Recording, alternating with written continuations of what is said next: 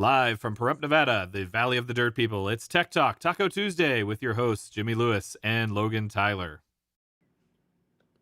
Welcome to Tech Talk Taco Tuesday. I'm going to take a slurp of my drink real quick, and Matt's going to tell you what we do. This is the show that talks about dirt bike products and dirt bikes and motorcycle-related products. You think you could get it? You think you could get it right? The show is brought to you by, is it 154? 154. I thought it was 155. Not 154. We'd like to thank our sponsors right off the top of here on the show: Yamaha, Moto, Scott Sports, Climb, DDC, Trail Tech. Whoa, that was loud. Yeah, it was. Fasst yours is a lot louder. Company, Seat Concepts, Bulletproof Designs. You can always support us because we don't do this for free, or at least I don't. I barely get out of bed for free anymore. Yeah. By going through our Amazon links or our Rocky Mountain MCATV links on our website. It's easy. There's a thing up in the thing, and then you push on the thing, and then it goes down, and then you click through that thing, and you get things. I want you to buy like big screen TVs, yard tractors, water beds. You can buy a water bed on I don't think you can get it on Rocky Mountain, but you can get the water bed on Amazon, or a split unit air conditioner, which is something we need in here sometimes. But I'm too cheap to run it, even if I do have it mounted on the wall right there. I mean, to be honest, it wasn't that bad in here. Like, even when you got up and flicked on the AC. Yeah, I'm sweating because I'm just hot. I mean, I am hot today. Well, we did ride at like 104, 105. I smoked you. Okay. That's like trying to say Cooper Webb smoked like a weekend warrior. Maybe not to that extent, but okay. Well, we were doing things that had nothing to do with the rider. We were comparing motorcycles. We were doing some motorcycle testing. Yeah. We were doing roll-ons and drag races. Right. I didn't smoke every time. I just throw that out there every time at anybody, no matter who they are. Yeah. Because I like to see the response. Right. Because it's kind of that asshole thing that I have going. No, it works. So welcome everybody. Hey, Mitch, good to see you. How come you didn't come by and ride the KLR? Actually, Matt can get you towards the KLR. I'd love to have you ride that thing. I know you made a comment the other day. It'd be really interesting. That was and not an by the way. That was an It was. I was. It's stoked. still a filler word. I was stoked to see Mitch. We got to get that counter sponsored. We do. Mitch, I'd like to have you take some test rides on the KLR. That's the bike I was smoking Matt on most of the time. Yes, you Mark is right on time. He's barbecuing and sipping a cold one. I'm not. From Pacific Ocean, where it's only 75, freaking 100 and probably 106, 107. It was hot. Yeah. When we were riding, I didn't notice it. No, we were riding, but as soon as we stopped, I felt it. So when I went through Death Valley the other day, I rode the KLR through the Valley of Death. Part of the testing, I like to test to the extremes. Right. I'll bet you it was 110, 112. I was saying 108, but that bike is so thrifty and cost affordable. It does not have a temperature gauge anywhere on it. You don't need one. No, you just know it's hot. It's hot or it's cold or whatever. It doesn't help you go to your adventure. You don't need to know the temperature at that instant in your adventure. If you really need to know the temperature, buy a cheap thermometer. So what we do on this show is we talk about motorcycle and motorcycle-related products. And one motorcycle I'd like to talk to you about is the Yamaha YZ 4-strokes. For motocross riders driven to dominate, the Yamaha YZ line of 4-stroke bikes are built for victory. And we're going to find out how much victory, I think, this weekend at Paula. I haven't watched Iron Man, but I know who won, so. Oh, well, yeah, sometimes that stuff leaks out. It's so hard to be a fan late if you want. If you look at social, you just have to shut your social. I have to shut my emails down because I get all the race results from all the different manufacturers and stuff. So I just have to not look at anything. I was up on the mountain, so I didn't know anything. I came back. I rode. No, I kind of drove the KLR back here. And I came inside. I went right to the TV, went right to my somehow I went to Mav and I clicked on something and took me back to Flow Sports, or I don't know however the thing worked. I got there and I was able to watch the whole thing and I was happy. And then I could go look at my emails and I didn't even look at social. Is the race worth watching even though I know who won? Yes. Okay. Yeah.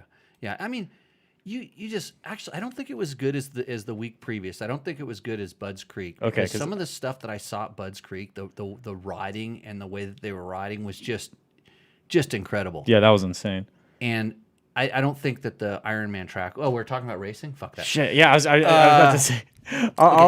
We're talking about it's worth watching. I mean, but but I saw guys doing stuff at Budds Creek. They were like landing in turns on the gas. They were landing in ruts.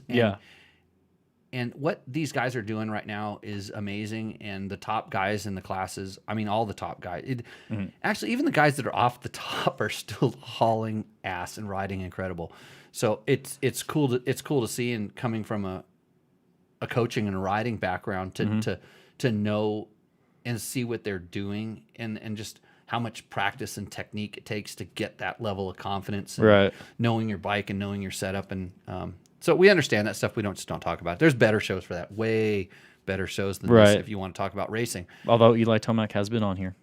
He has been on Tech Talk Taco Tuesday. That was the coolest mistake we ever had. He rated. He was on our second ever Rooster Endo. Yeah, we didn't even know how Rooster Endo worked, and he was nice. I think he was nice though, wasn't he? He was pretty nice. He seemed stoked by the lack of big budget. I think he was all for it because he was laughing. He seemed to be having a good time. Yeah, I wish I knew which episode that was. 106, 106, 105. It was still really early when I started helping. It was at the Alpine Stars Ride Day. Yep.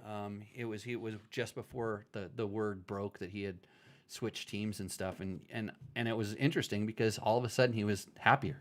And I've watched his career evolve, and he's always seemed, he's not like, now he's happy, and I'm kind of stoked to see him having a battle. And I'm sure, I mean, like, anytime you're in a championship battle, and this is hundreds of thousands of dollars, but for him it's legacy. I don't think it matters. The money for him probably doesn't matter. It's legacy, and just he wants to put a stamp on it. And to see that he's, I think he's fully committed to, like, I want to be the best man. I want to win. And same thing with Chase. He's trying to upset a legend. So good racing. We don't talk about this, but we don't talk about it. So let other people talk about this.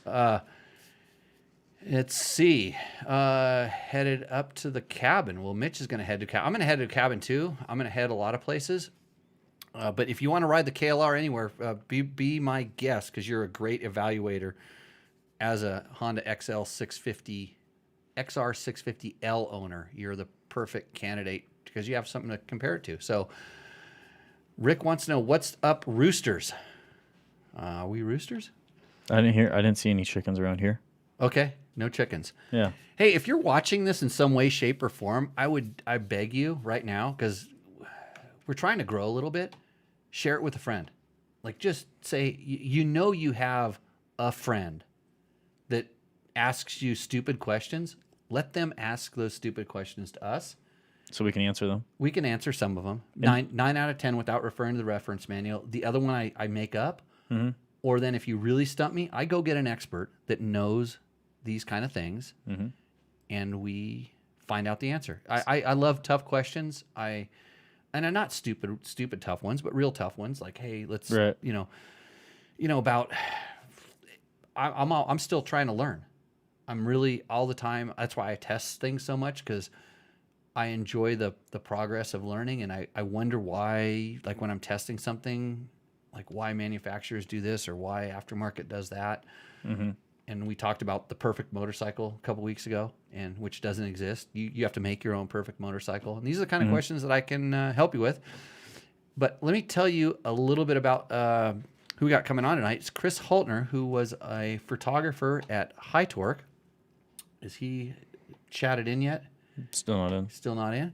So he was a photographer back when I was growing up as a test rider.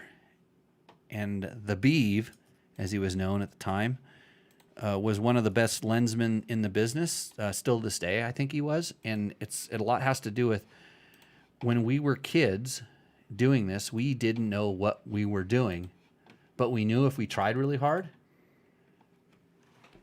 we would be able to keep moving forward. Right. People seeing the effort, and also you just learn by doing. And you learn by doing, and you make mistakes, and hopefully you learn from those mistakes. Most of the time we did. Some of the times we didn't, but you're young, and that's what you do. Right. And this is kind of where I wanted to go with him, and I guarantee you some good stories will come up, because his memory is probably different than my memory, because we remanufacture our memories. This is what humans do. Yeah. We remanufacture the memories a little bit, so It'll be kind of interesting to see what where this conversation takes us. And I'm really interested to And see. he's become an adventure rider. Oh, adventure guy now. Yeah, he's an adventure guy. He's going to ride his motorcycle like in a few days. He's going to take off and ride up to Wyoming and go ride all over Idaho on he has a BMW 850, which he said BMW 850, and I said, "Oh God, I hate that bike." and then it was a really cool discussion. So, Do you rank it above or below the 690? oh, that's a really good question. That's why I'm here. It's another bike that goes on my, I just don't know what it's supposed to be list. It does everything okay, but kind of the way they market it and advertised it, and the reason that people are buying it is for the wrong reason. Same thing with the 690. If you're buying a 690 KTM 690 or a BMW 850 for the right reasons, I'm all for you. But I get you. I would bet you if I could talk to most of the owners of those bikes and talk to them for 15 minutes and have a really good discussion, they might be second guessing their decisions. Just, I mean, just because a lot of them, they haven't ridden a lot of bikes and they try to get one that did everything, and that's a tough thing.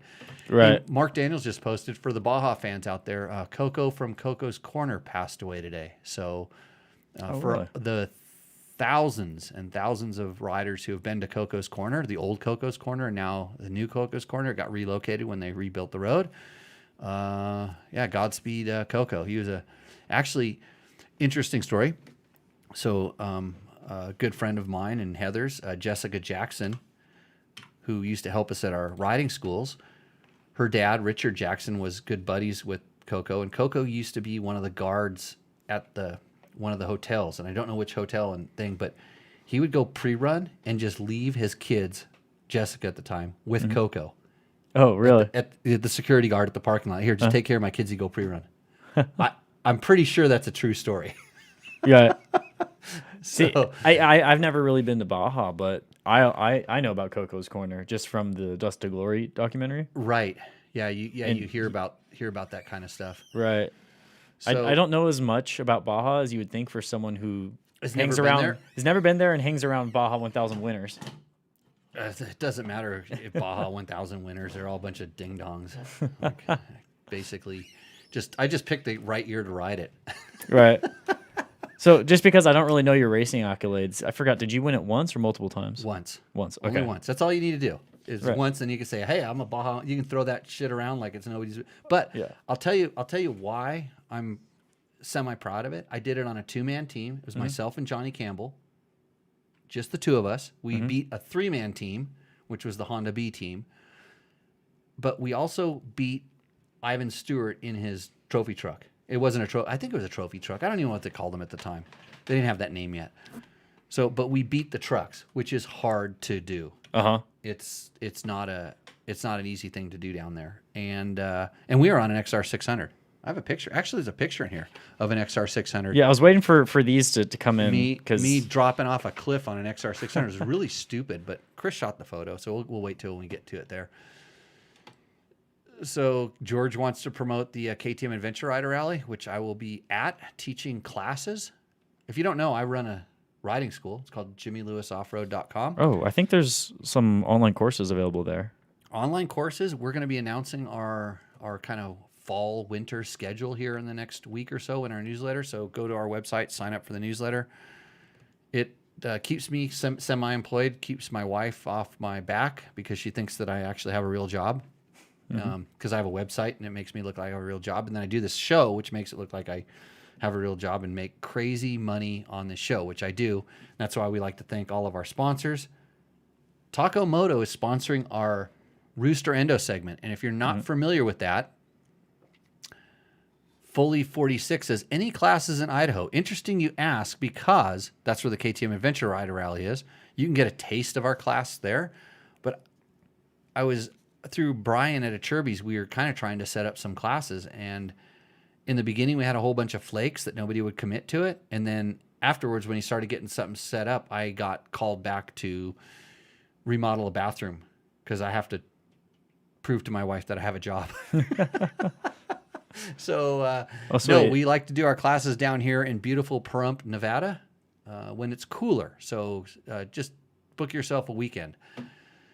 So we were close. We were very close to having some classes there, but it just didn't Oh. work out. Did you break something? Nope. Chris has entered the Yeah. meeting. Let's get his video up. Is he going to do a video or is he going to just be a voice? We don't know what he is. It's his name on the screen. Yeah. You figured that out. Should be. Oh, we got your voice, Chris. I Well, can it hear should you be on video. the, should be video. I'm not getting the video here. Yeah. Oh, there we go. Fix your phone. Okay. So all you people on the Instagram, since it's instant, you're going to miss out on this part. But what you have to do is you need to go to either our YouTube page, Dirt Bike Test, or our Facebook page. We're streaming live there, or you can watch it, listen to it, watch it in our podcast, and we will catch you out on the trail. So by Instagram. And now. And I need to share that. That's what I do, and I can take this thing down. Yeah. So Chris Holtner, how you doing? Good, man. How you doing?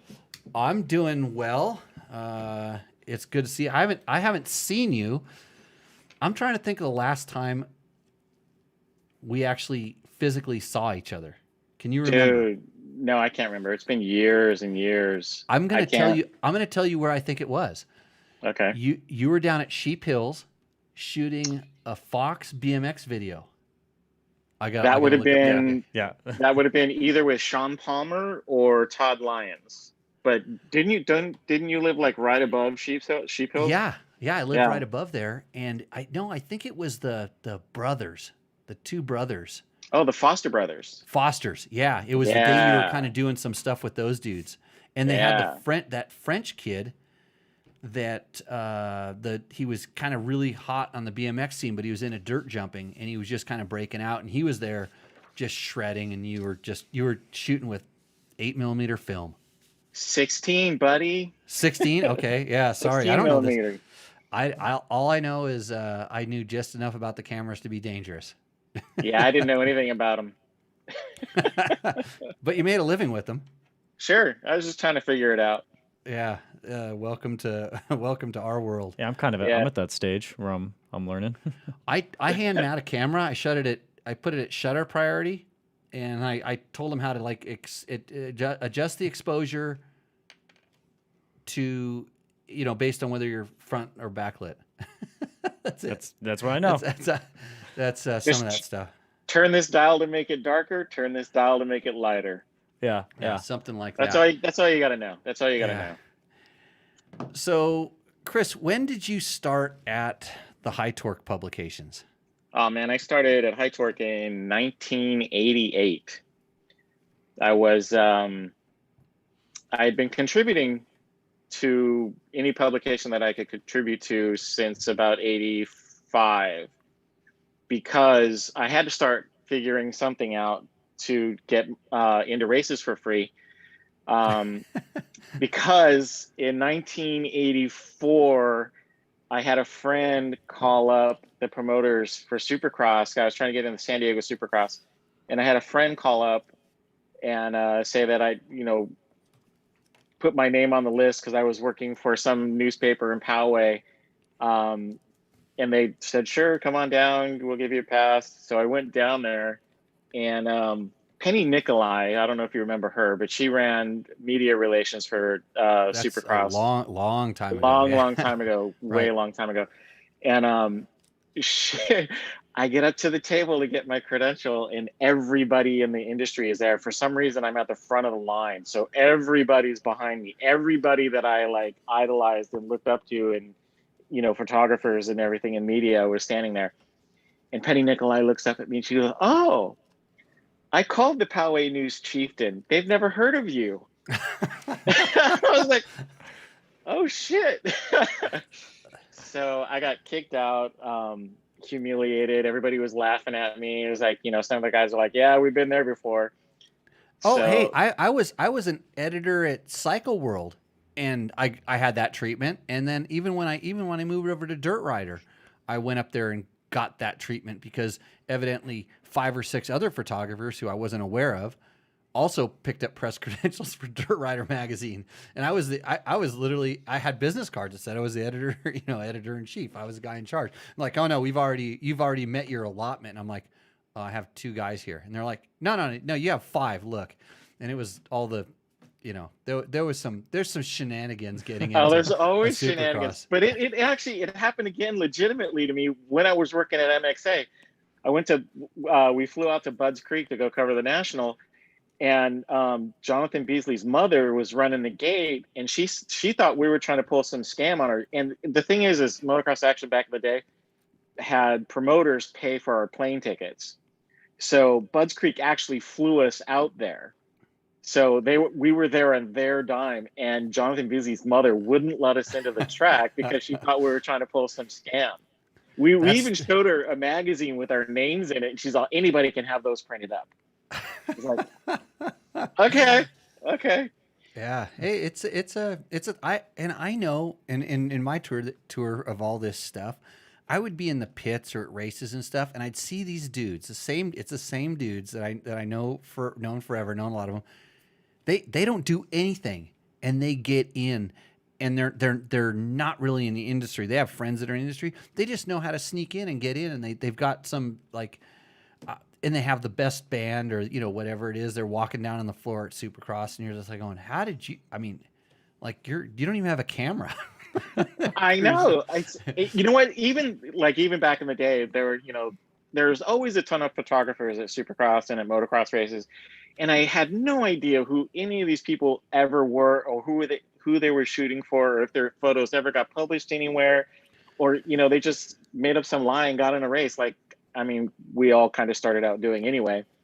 It was amazing to me, how, because it's a small industry. It was a small publication field, Yeah, when you're in there week after week, you get to know everybody. So kind of back to your story. Back to my story. So yeah, basically, I remember that you got kind of found at an off-road race. I didn't really get found. That may be a story that somebody told you, because what happened was after I got kicked out, I had to start looking for ways to get legitimate credentials. So I hooked up with San Diego Off-Roader, which was a small newspaper in San Diego. And they covered all kinds of races. They covered Baja, they covered Supercross, they covered motocross, and it was a way for me to get in. And the first race that I got credentialed for was the Carlsbad USGP in '85. And then that was my first cover. It was a black and white photo on the cover of San Diego Off-Roader of Ricky Johnson getting a hole shot when he was number 25, when he got that massive hole shot. Nice. At Carlsbad. So then from there, I hooked up with On Dirt magazine. Do you remember them? Yes. So I started contributing to them, and then I moved to Northern California to help my friend was a horse trainer. I moved up there to help him train horses and stuff. And from there, I got to go to like Mammoth for the first time. I got to go to the Hollister USGP. I got to cover Hangtown. So my scope of covering races actually increased, and I was living up there, and I was about to become a horse photographer because nothing was happening for me in motocross. I was going to do horses full time. And then the day that I made that decision, it was right after the Hollister USGP, and I felt like for the first time that my photos were good enough to send a high torque. So hold on, one quick question. Okay. Did you ever get kicked out of a horse event? I never shot one. Oh. I actually had booked my first horse show. My friend that I was living with, they were influential in the horse business up there, and they got me a horse show that I was going to shoot and like sell photos to all the people, all the participants. You can make a lot of money doing that. So since nothing was happening in motocross and I kind of had no options, I was about to do this full time. And the day I decided to sell all of my motocross photo equipment and buy medium format stuff to shoot horses, I had like the week before, I sent a package of photos down I addressed it to Motocross Action and Dirt Bike. And apparently, and it was all shots from the Hollister USGP. I threw in some black and white 8x10s and a couple of sheets of slides. And apparently, it was in Motocross Action's mailbox And Ed Arnett, who was the editor of Dirt Bike at the time, was pissed at Jody. He saw my package in his mailbox and he stole it out of it. And then like later that week, he called me up and offered me a job. And I was like, oh shit. You know, it was like, that was, for me, that was the dream job. So that was in 1988. So that's when Eddie was the editor of Dirt Bike. Yeah. Before he started wearing stockings and quit wearing shoes right after the big B2B crash. And I was, so I actually, since I was, you know, I was working at a photo lab at the time, so I had no money. I bought a car. I bought the Hyundai. Okay. We'll get into the Hyundai. The blue Hyundai. Because I needed something to get down there. Me and my friends stayed up all night, the night that I was moving down there, and partied and like didn't get any sleep at all. And then I got in my car at like 6 a.m. and drove all the way to High Torque. Like 405 and the 118. No, this was all down the 5, man. This was like right down the middle of the state. This is like from Sacramento. But the office was right. The office was right at 405 and 118. Yeah. It was that one on Mission. Was it Mission? It was in it was Sepulveda. Yeah, Sepulveda right. Boulevard. Yeah, it was on Sepulveda. Yeah, I drove straight there, like the full 8-hour nonstop. I was like stopping at gas stations and getting those caffeine pills. And by the time I got to High Torque, I was so looped out. It was like I'd been on meth for like 10 days and like no sleep. So and I like have to go in and meet everybody. It was hairy, but I lived with Ed since I didn't have any money or any place to go. I lived with Ed. This is such a typical story of back in the day. Like if you got a job at High Torque, yeah. What are you gonna do? You're moving from somewhere else. You got to live somewhere, and I had I didn't know anybody there, and so I lived with Ed Arnett. And this was in August. So I had from August until November when the B2V was to have like normal Ed. Yeah. Oh wow. And he was pretty cool. He was a little intense. He was, pretty he was always pretty fired up and hyper. And he had crashed a few times. So he'd taken some hits to his body for sure, and maybe a few to the head. And then we went to Barstow to Vegas, and then he crashed and got a severe brain injury. And, I rode that. I was in that race. Yeah, there was a bunch of us on 125s. It was Eric Halgath and Ed Arnett and myself, and like we like literally were going for the overall, which is really stupid. Like that's a really really fast desert race, but it was like how close can you get to overalling it? There was somebody back in '74 that got like 5th overall or 6th overall on a C class bike, and I didn't think I could beat those guys like straight up, but they usually crashed out, which you have to ride the 125 kind of over the edge. But yeah, I remember when I heard Eddie was doing it on a 125 and he said he was going to overall it, and then Halgath said, I'm going to beat Ed. I knew it. I'm like, well, I'm going to try to win the 125 class. You have overall off-road races on a 125, haven't you? Yeah, the Laughlin Hare Scrambles is the only one. Ed, that was the only desert race one. You were Ed's hero for that. He admired you for that. He that's why he made that his goal. He wanted to win an overall in a 125, which is probably a really stupid idea. It is. Halgath had done it in the district before. It's a tough feat. It can't be done anymore because back then suspension was so crappy. That was your limiting factor in speed. So if you had really good suspension on a 125, you could go as fast as a guy in a 500 because you could, go across the valleys pretty good. But yeah. Okay. So you're at High Torque now. And I remember, I just remember you showed up like, did you shoot me very first time on a quad? Do you remember? So my job at High Torque was staff photographer for all the magazines. So I was shooting for Dirt Wheels. I was shooting for 3 and 4. I was shooting for Dirt Bike, Motocross Action, Mountain Bike Action, and BMX Plus. So I shot everything for everybody. So yeah, chances are the first time we shot together. Did you shoot with Hoyt? I shot with Hoyt a bunch. So that's that was probably where I met you on a shoot with Hoyt. And Probably. I think, okay. Here's what I remember. I'm drawing back into the memory.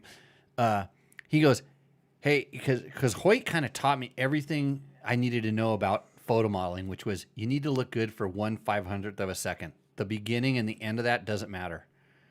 And that made a big impression on me because I'd watched all the guys do it before and I thought you had to be fast or whatever. But when Hoyt told me that, you need to do it the same thing over and over because I suck with the camera and it'll make it easier for me to get it right. And so I just do the same stupid thing in the same spot over and over and over again until he told me, okay, good, move to the next, let's do the next stupid thing.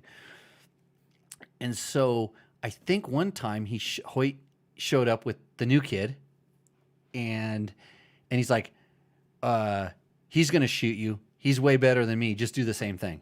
And it's typical, it's typical high torque when they would bring a new staffer on, you're like the lowest guy in the totem pole.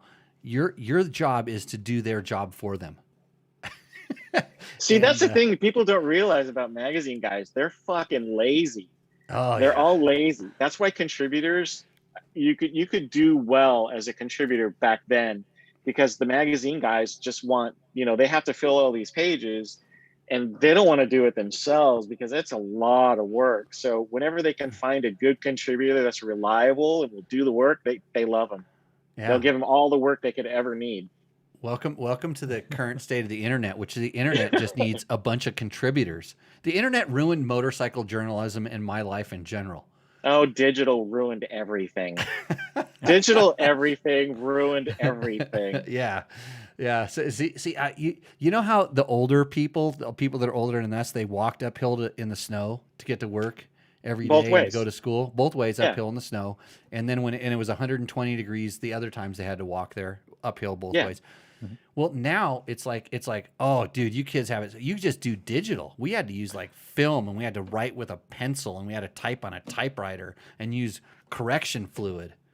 Like that's our thing. Like imagine like you tell somebody that you tell a kid now, I walked uphill both ways and they go, okay. I'm like, yeah.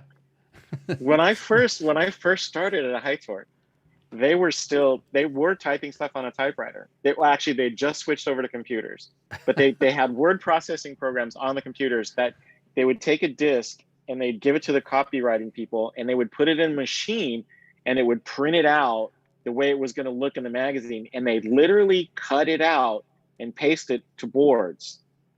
Yeah. And then those boards were photographed. And then that's what your magazine page looked like.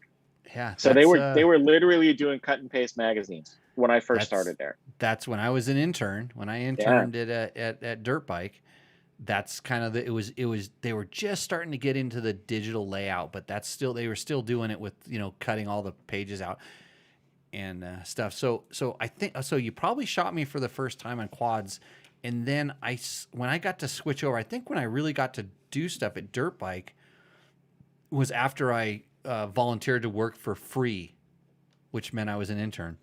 Mm-hmm. Yeah. And so I put my month and a half to, it was kind of summer or whatever, but I was able to do an internship. I remember Roland scoffed at my $46 expense check. And which you can probably tell a lot of stories about that.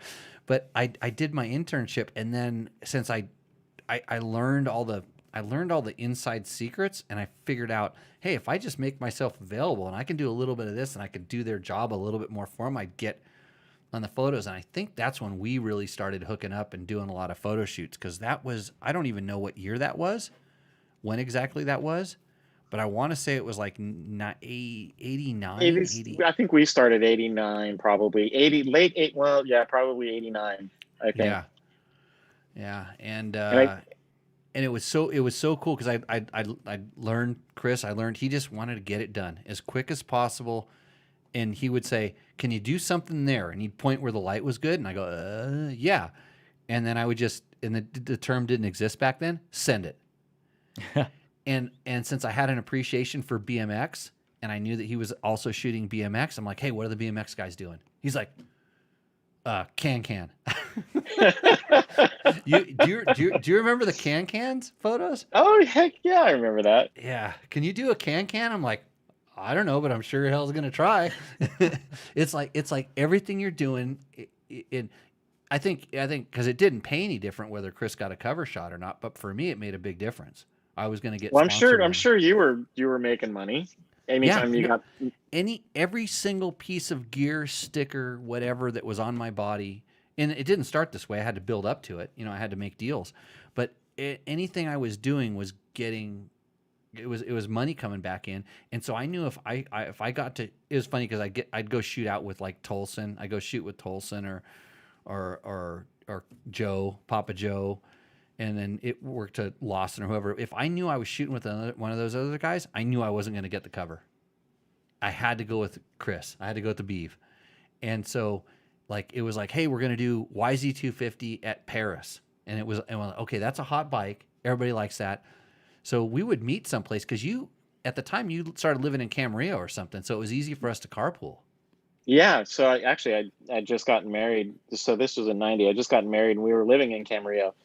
So then that was like an hour away from High Torque, which was an hour and a half away from any motocross track. So basically, we'd spend all day on the road. Yeah, or we get up early. Yeah, real early. Meet up. So that was probably the other lattice of coincidence that sort of allowed us to work together because I could manage to get the bike and I could get the bike out and I had a track. I had tracks and trails and all this stuff at my house. And then that way you didn't have to drive all the way in. We could just go shoot it. And it was a good day for you because you could do Oh, it's work. way better. Yeah, it was way better shooting at your place and in places around Somas and, up in the hills around there because it looked better. The weather was better. And it, we could bang it out real quick and get good stuff. And I had this misillusion that I was just such a great photo model that's what it was. But now I'm realizing that it was convenience for the photographer. No, it's not. See, that's the thing. That's the thing. So the convenience is the thing because, who wants to drive for 5 hours to shoot a photo? Right. Which is what I had to do normally anyway. So if I could drive a half hour to shoot a photo, it was way better. But you were actually probably you and Larry Brooks, I think at the time, were my two favorite photo models because you guys understood what you had to do to get good photos. Yeah. And it was easy to communicate with you what I wanted you to do so that we could get good photos. Yeah, because you can do a lot of really cool stuff in the wrong location. Or all you need is a little bit of scenery and a mound of dirt, maybe, or some soft dirt, maybe, or some powder, maybe. How about a guy with a shovel that's going to huck a load of dirt at you while you're in the air? Everybody hated that trick. I love that trick. I thought it was awesome because it made you look like you were exploding out of dirt. We used it. We used it. We used to get bagged on. Yeah, we used it a few times. But we used to get bagged on that. Yeah. So nobody else all the other magazine guys. Oh, that's cheating. It's like, yeah, but it looks cool. Nobody knew. There was so many little tricks that we used to do. Like you'd literally set up everything was so set up and staged. Like I said, it's not video. It's 1/500th of a second. So nobody knows what you're doing before or after. And like generally after involved a crash. And you gave me some really good sequences on the film of me, like the after effect, the bitchin' shot, and then the front end tucking, and then me going over the handlebars and the bike landing on top of me. And you were one of the people that would actually, you didn't put the camera down like when I started crashing. No. You keep it going. You're rolling. Yeah. So when I used to do stuff with Kenny Jones all the time, Kenny, and I think probably more because he was just such a rider. When he started seeing the crash, he would stop shooting and put the camera down because he's already running over to pick my sorry ass up. Well, that's it. I never like went out of my way to shoot crash photos because I feel kind of the same way. I didn't want to see anybody get hurt, and I didn't crash photos. That's not what crash and burn. Like Steve Casper, like that was his whole life. And crash and burn paid extra, right? Yeah, well, I guess for him, but I wasn't about I didn't want anybody to get hurt. So, but if you're gonna crash in front of me, I'm gonna shoot it. Mm-hmm. You don't waste a good crisis. Yeah, you can't. It's already it's already happening. You can't stop it at that point. So why not ride it out? Yeah, right. Yeah. Well, hey, that's something I got down then. Well, you got crash photos Crash photos of you. Of me? Where? Yeah. KLX 230. Oh, that wasn't really the a play crash. area. That wasn't even a crash. No, crash is like Oh, we're talking serious shit. yeah. I mean, yeah, you can lay it over and stuff like that. That's normal. But no, Uh-huh. that we ate shit. There was some times when like yeah, I ate shit. I mean, I Yeah. try to do stupid stuff. So Actually, it's one just- time we were shooting with Shane Trittler, and it was like a Friday, and he was supposed to race Anaheim Supercross that weekend or something, and we were shooting him on I think it was an RM 125, and he was doing this jump, and he forgot to pull the clutch in midair, and he stalled the bike, and he crashed, and he broke his leg, and it was like that was the first time anybody had like broken a bone on a shoot with me, and I was really bummed about that. Yeah, I almost visited Shane the other day. He has an off-road UTV rental business out in the desert, and I rode right by it, and I thought I should go there. But you know, like if you show up at Shane's place, you might have to party. Yeah. Yeah. And I was like, I kind of had a mission to get back here and watch some motocross on TV. But hey, I'm gonna hold. You can see the screen, right, Chris? You can see where we're at. Yeah, I can see you guys. Yeah. I'm gonna hold some stuff up because I went in my attic. You know, most people are scared to go in their attic because it has bad memories. My attic is full of like super awesome, good memories. By attic, do you mean the entire house? An entire house? No, the attic is the upstairs on the shop. Like Oh, that attic. yeah, that's the attic. Okay. Essentially. No, up here, I don't know what's up here. I've never been there. There might be creepies up there. Right. But like this was one of the best cover photos. And it was Jean-Michel Bale's CR500 that he just won the USGP on. So you can hold that up. I got to figure out which camera we're pointing at. Camera Is 3. that Yeah, I one can see there? it. Yeah. I can see Yeah. it. So that was I mean, and then there's lots of photos inside, but that was super. That photo when you blew it up was so bitchin', and they zoomed in on it for the reason of a cover. But Yeah. No, you should've I always shot pretty tight, so that's pretty much full frame, I would say. Oh, okay.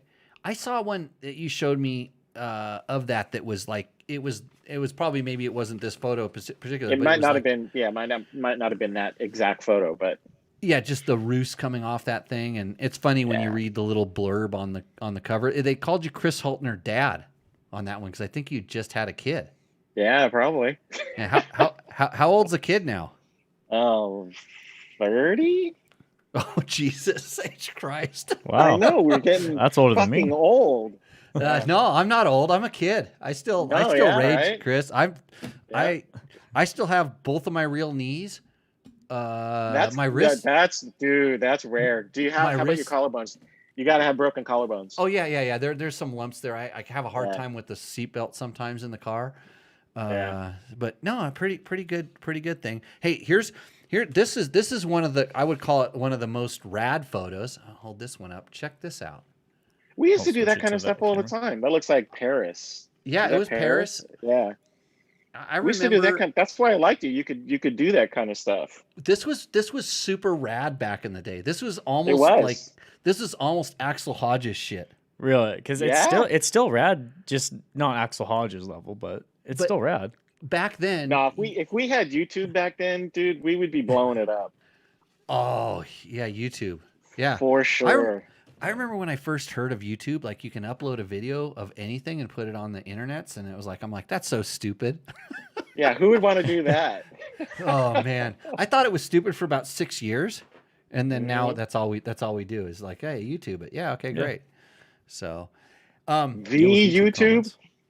comments. am I jumping off the back of a berm here? Like, what stupidity would have caused That had to have been a hip, Yeah, I like don't. the corner of a jump. That had to have been a hip. Yeah, because then that's the other thing is you think like, when would you ever do that? Never on the track. No, never. You- You can't do that on the track. You don't do anything on a track or anything like that. And It's it all was made you for- probably were only like 4 or 5 feet off the ground, not very high, No, but it looks pretty rad. but it looks rad. Yeah, it looks rad. Here's another one I'm going to call you up. And this you probably don't know much about this because I'm sure why would you waste your time watching this? This is a Husaberg. Yeah. And if you're familiar with Husabergs, in my world, you got the bell mat. Yeah. This is not a 570. I don't know what this is. I think a 501. I'm trying to get it so the lights don't jack it all up. But this is an original, like this is a Swedish-made motherfucking Husaberg 501 badass bike, and this is shot. I'm sure it's behind my house, Yeah. and I don't think there's any camera tilt in that. No, And probably not. And I'm probably just like, hey, I'm gonna ride down this stupid cliff, shoot some photos, and you're like, yeah, the light works. Let's go. That's because we weren't scared of shit back then. No. How are you gonna get hurt? No, not really. Well, maybe not. This is when Honda went to that new colored plastic. Oh, the day glow plastic. The day glow plastic, which was outrageous at the time, and so think about this. I got to go find the thing. I can't even figure out what I'm pointing at. Let me aim it down so it gets good. So it obviously had rained like crazy, and you're going to an intro, and I don't know. We didn't really do group intros back then because every magazine hated every other magazine. Yeah, so we would go out there with, like, you know, all the Honda techs and everything, and they would just be like one magazine at a time. Yeah. And then we'd go out and get their bike all muddy. Well, I think we had crazy ass rain on this one. Yeah, for once. And it was like, what are we gonna do? Because the bike's gonna get ruined in one photo, and you're like, hey, go hit this, and just get crazy, and that's what I did. Yeah, we did that like over and over again until it was like completely muddied out. But I thought it looked cool. I love mud shots. I love but we mud got boost. it. We got it, and I mean the bike's still clean there, so obviously we got it like, you know, first or second or third shot or something like that. But that was kind of things. Hey, check this one out. And everybody wonders where I get my affection for weird bikes. What is that? A WR or is it? No. What is it? Come on, ATK? Chris. What is it? Oh, that's an Chris, ATK. ATK. Yeah. I Yeah. remember those things. They were cool, man. Yeah. ATK. Horst is a 506. badass. Yeah. I rode the what was it, the 601? That thing was pretty good. Yes, I don't know. They were the 540s, and they had so many different ones. Yeah. But they did a big. Horst was a madman. Yeah, and it had the counter shaft brake. Yep, that thing was weird. Had PDS suspension before there was PDS, and your chain had to be like 6 feet long. Yeah, because it had the chain torque eliminator. Because it had the chain torque thing. I think I was scared to death on this motorcycle because it was so heavy and so big, and I was probably all of 145 pounds at the time. It's probably trying to throw me off the motorcycle right now, but you got it. Yeah, you look a little out of shape in that one. Yeah. Just a little bit. But it obviously made, if it's blown up like that, it made a spread in dirt bike. Yep. Pages 28 and 29. That's up in the front. Yeah. That was a big deal. So how did you get all these? These are all proofs from the art department. How did you get them? Chris, did you steal the proofs? Because I think we could sell those and make some money. Did the test rider pay you for those? I should have sold them. You did. You sold my soul. Hey, look at this one. We hardly ever got those things. Oh, Is quads. that the ranch at Somas? This is me. I'm not sure I shot that. You sure? That might have been Ketchup or somebody, or maybe even Hoyt. This is probably like done on a Sunday afternoon. And is that a Cub? There's a Honda Cub. Oh yeah. And my dog is chasing me at the time, and I think it was probably something that had to be done immediately. You probably brought the bike out in the trunk of the Hyundai. And we shot this like next to my pile of firewood, and it was like took at least 10 minutes. Yeah, Jimmy Lewis firewood business. And then we were done, one and done. So, what other crap do I have in here? I have some other good ones. Actually, we put a little more effort into the Cub and motocross action. We had somebody was jumping. It was pretty funny. Dude, I have a whip photo from Langtown on a Cub where that thing it's beyond upside down. And that was before anybody ever was doing that stuff. And I don't know how the hell I could take the shittiest, worst bikes ever and do cool stuff on them. No shit. You give me a YZ250 and this is all you're going to get out of me. You know, it was nothing cool. But you give me like a Husaberg or a Cub or did you shoot me in that Honda? What was that thing before there was UTVs? That Honda? Oh, the Honda Pilot. Did you shoot me when I shot it straight up in the air and I outdid Brad Johnson for the photos? Probably. Yeah, I think so. And then we took those things out to Glamis too and rolled them all over the place. And Honda was pissed at us. Right. So Yeah. I took the Honda Pilot at my house, and we just started smacking into this wall, and it would shoot straight up and down, and it would land on the engine cover or the engine protector on the back. It wouldn't even land on its wheels, but then the momentum would actually it wouldn't roll back over. And I did it, and there was this shit was exploding, and it was all crazy, and it dented the frame without actually. We never quote crashed it, and I remember Brand was just pissed because he was the he was dirt getting wheels. shown up. Yeah. He was. I didn't know what I was doing. It's just like, hey, he's the older guy, and I got to outdo him if I want to get the photo. Yep, So, you got to send it.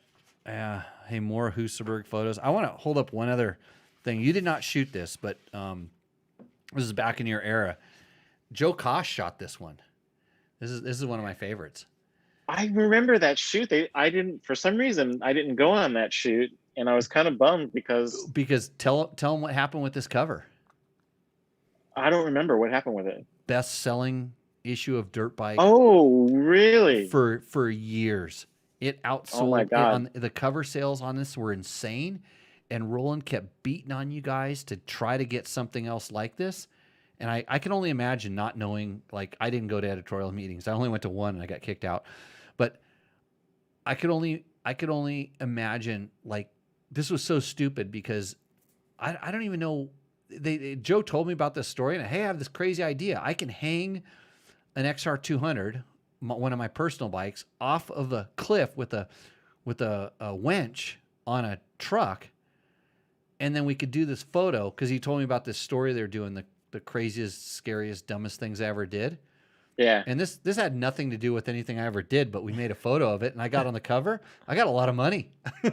I bet, dude. That was a good payday. So wait, this is that bike's being hung there? Yeah. It's being hung by a cable and a hook. Yeah, there's like a hook through the front tire and a cable. Yeah, where you it's can see the cable. Look at it, man. You can see the cable. I was about to wrapped ask. around. That was before Photoshop. We didn't know how to take things like that out. Oh, you can even see it wrapped around. Yeah, we didn't try to hide it. I actually don't even know if I had a story. I don't even know if I told a story in that even went along with it. But wow. I didn't know that was the best-selling cover of all time, but it explains a lot because we had I did a shoot with Shane Trittler, and he was kind of flying off the bike like that too. And Roland just went crazy for it. Loved it. Just loved the photo. Thought he was going to get another big payday out of it or something. I guess I don't know. Yeah, because cover sales. It was all about cover sales. I used to bring that into Dirt Rider magazine all the time, and I said, "Look, I don't really want to manufacture falseness, but this tracked really good." And our cover sales guys could go back in some records and look and see it, and they're like, "Oh wow, oh."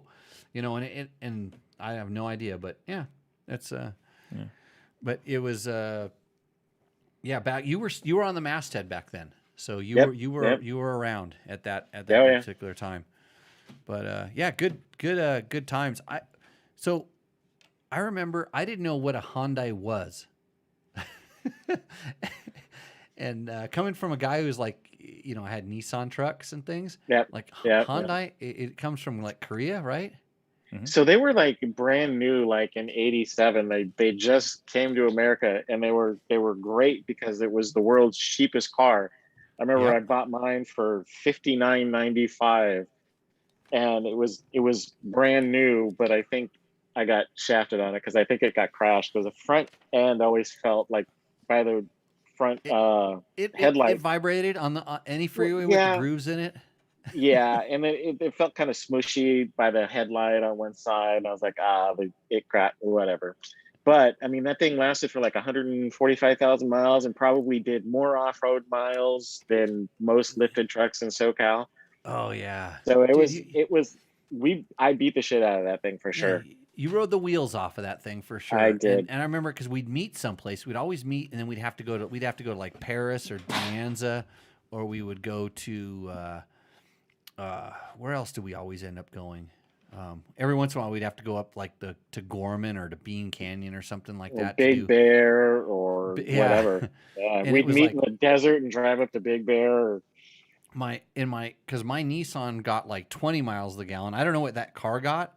at the time, but it was like Oh, it way got good better. gas mileage. Yeah. Yeah, it got way better, and I was just scared every time we got into it because it felt like it was going to fall apart. And I didn't know what a Hyundai was, and I, at this point, you're driving so far away from home, it just seemed like where am I going? Like, and what happens? what happens if it breaks? these, these are like these questions, and I used to just go, is it what? Can you get parts for this thing? And we raged that thing all over SoCal. Dude, that thing, we drove. I remember one time I covered a mountain bike race. It was called the Desert to the Sea or something like that. And I had to drive over the pass, like, and it was a Jeep trail. It said, do not attempt in anything other than a Jeep. And I'm like, fuck yeah, I can do this. And I did the whole thing and went over this mountain and came down in like Capistrano or something. I don't remember where it was.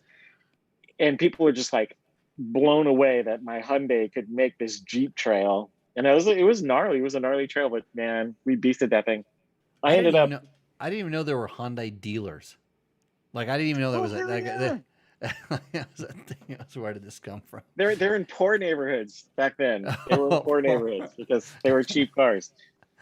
So awesome times during the high torque years. I'm literally working on the book Monkey Butt 2. Are you really? Yeah. Dude, that's awesome. It kind of starts where it basically where Hunky leaves off. Well, it actually, in my story, it starts when I was at the editorial meeting where I almost got kicked out, and Rick was the one that stood up for me. Rick was the senior editor at Dirt Bike at the time, and Rick, I didn't even know who knew who I was, and he like told Roland, is like, no, let this kid stay. He's working for free, and you have no idea who he is. I was a desert racer at the time, and that's what made me a big deal in Rick's mind. But I'd raced with his son. I'd raced against his son a lot, so I guess he remembered or knew who I was, which was kind of an interesting thing. But then, so you were there until when? I was there until 96. Okay. And then I went to work at Fox making the Terra Firma movies. Right. And that was right around the time that Krusty and the Moto XXX videos were coming out. And I remember that's when I'd run into you with your film camera, and either you'd be because I was working 96, I was at Cycle World, and so we would every once in a while be at certain little races, and I'd see you there, or I'd see you you'd be shooting for MXA at the bike intros and stuff, because they started doing a little more group intros on when they had a new bike, and then I'd see you at Sheep Hills. And I'd be down there with because I knew all those guys because I jumped bikes with them. And when I mean I jumped bikes with them, like I would just be there when they were jumping bikes. Okay, so your recollection is wrong. Oh. The last time, I think one of the last times we saw it. Okay, so the last time we saw each other, you were racing for BMW already. And I was at your house or something. Okay. And I know, but before that, I was at your house because Racer X we were starting Racer X as a magazine, and I was at your house because we were doing photos for that backyard thing where you're riding the ramp on your XR, on your Mini. No, my CR60. Yeah. Dude, I almost pulled that cover out. It was in this box with these same photos in there. The back. Yeah. But did you shoot that, or did Scott Hoffman shoot that? No, I think I don't remember. Yeah. Scott might have shot it, but I was there when you were doing like a backyard race or something. Oh, okay. Well, we called it backyard barbecue, and Racer X the paper. Right, Racer X the just paper. Before it turned into a magazine. Yeah, there was a picture of me on a CR60 on the half pipe, and I was doing air. I had a tombstone. I would air off the tombstone and drop back into the half pipe because you shot Carrie Day. No, I didn't shoot Carrie Day. I think I shot you there. I think I did shoot that. No, but you shot Carrie Day on the RM80. First, I think. No, for the BMX Plus one. Yeah, because I didn't shoot him. John Carr shot that. Oh, John Carr shot that. Okay. Yeah. So I remember seeing that, and I'm like, screw that, dude. I'm going to do it too. Yeah. The attitude. Totally the attitude back then. Yeah. It was hard though. It was hard to suspension really sucks because it shoots you. Everybody doesn't understand this. When you go through the transition, you've got to let it settle back out, because if you come off with suspension, it shoots you back into the half pipe. I mean, Yeah, you almost have to do it. You flat almost bottom. have to lock it out. Yeah, You almost have to lock out your suspension. No, you have to go higher up on the vert, so the rebound comes all the way out. So when you take off, you're not rebounding into the thing. And like when I was doing it off of the tombstone. So I started by doing it off the coping and landing on the tombstone, which was high, and then half the time, if it was going to shoot me like in, I could come off the bike and stick it to the wall and at least shoot off the ramp, and then try not to hit my house. So I've been practicing this for a long time, and I remember Davey came over. We watched some old school motorcycle videos. I don't know what we watched. We watched a couple of them. We had barbecue, and I said, hey, anybody want to ride a motorcycle on the half pipe? Because it was in my backyard, and that's where that started. So yeah, I have that issue. But so you were shooting for them too? Yeah, well, I actually helped start Racer X as a magazine, and I shot the first couple of covers, I think. Got it. So I was there. I worked for Racer X for like, I don't know, 6 months. I set up all the publishing and stuff for it, and then I shot photos for it and wrote stories, and then moved on to my own thing. Right. That was back in the, I'm trying to remember all the different things that were going on at that time, because I was in a pretty cozy place at Cycle World. I never should have left that job where I had to produce like 1.5 pages a month. I often think about things like that. Yeah. Yeah, and then the internet came, and then it ruined everything. And I took a job at Dirt Rider, and I had to manage people, and people told me where I should go and all the other stuff. So, good times. Hey, we are going to take a quick little commercial break. Chris, would you like to stick around for the next segment that we call Rooster Endo? I briefly mentioned this to you. Heck yeah, let's do it. Okay, so Rooster Endo is a segment where we have Rooster Endos, right, Matt? Yeah, we have 4 submissions today. 4, okay. So people send us a picture of their bike, and we tell them what we think of it. It's usually pretty fun. Maybe we can dive into some more crazy ass stories. But yeah, hang out. We're gonna run through some commercial breaks here and get on to the second half of the show. So we'll see you in a little bit.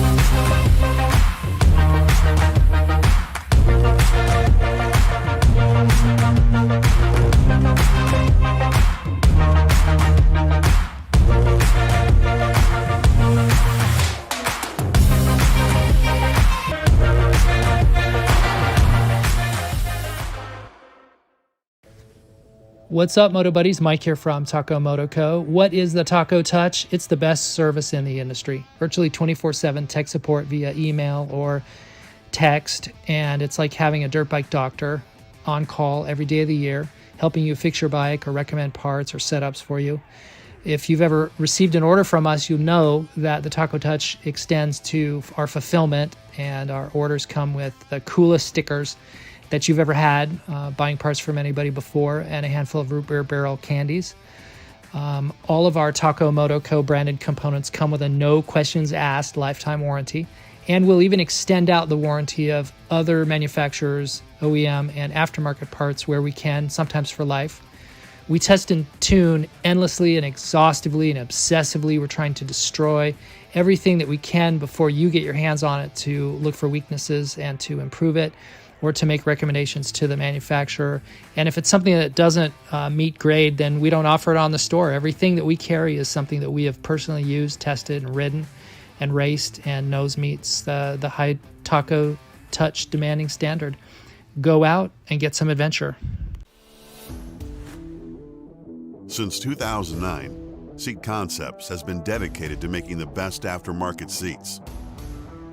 More comfort, more grip, more riding. For 10 years, we've continued to raise the bar. Innovation and American craftsmanship make Seat Concepts the world-leading manufacturer of power sports seats.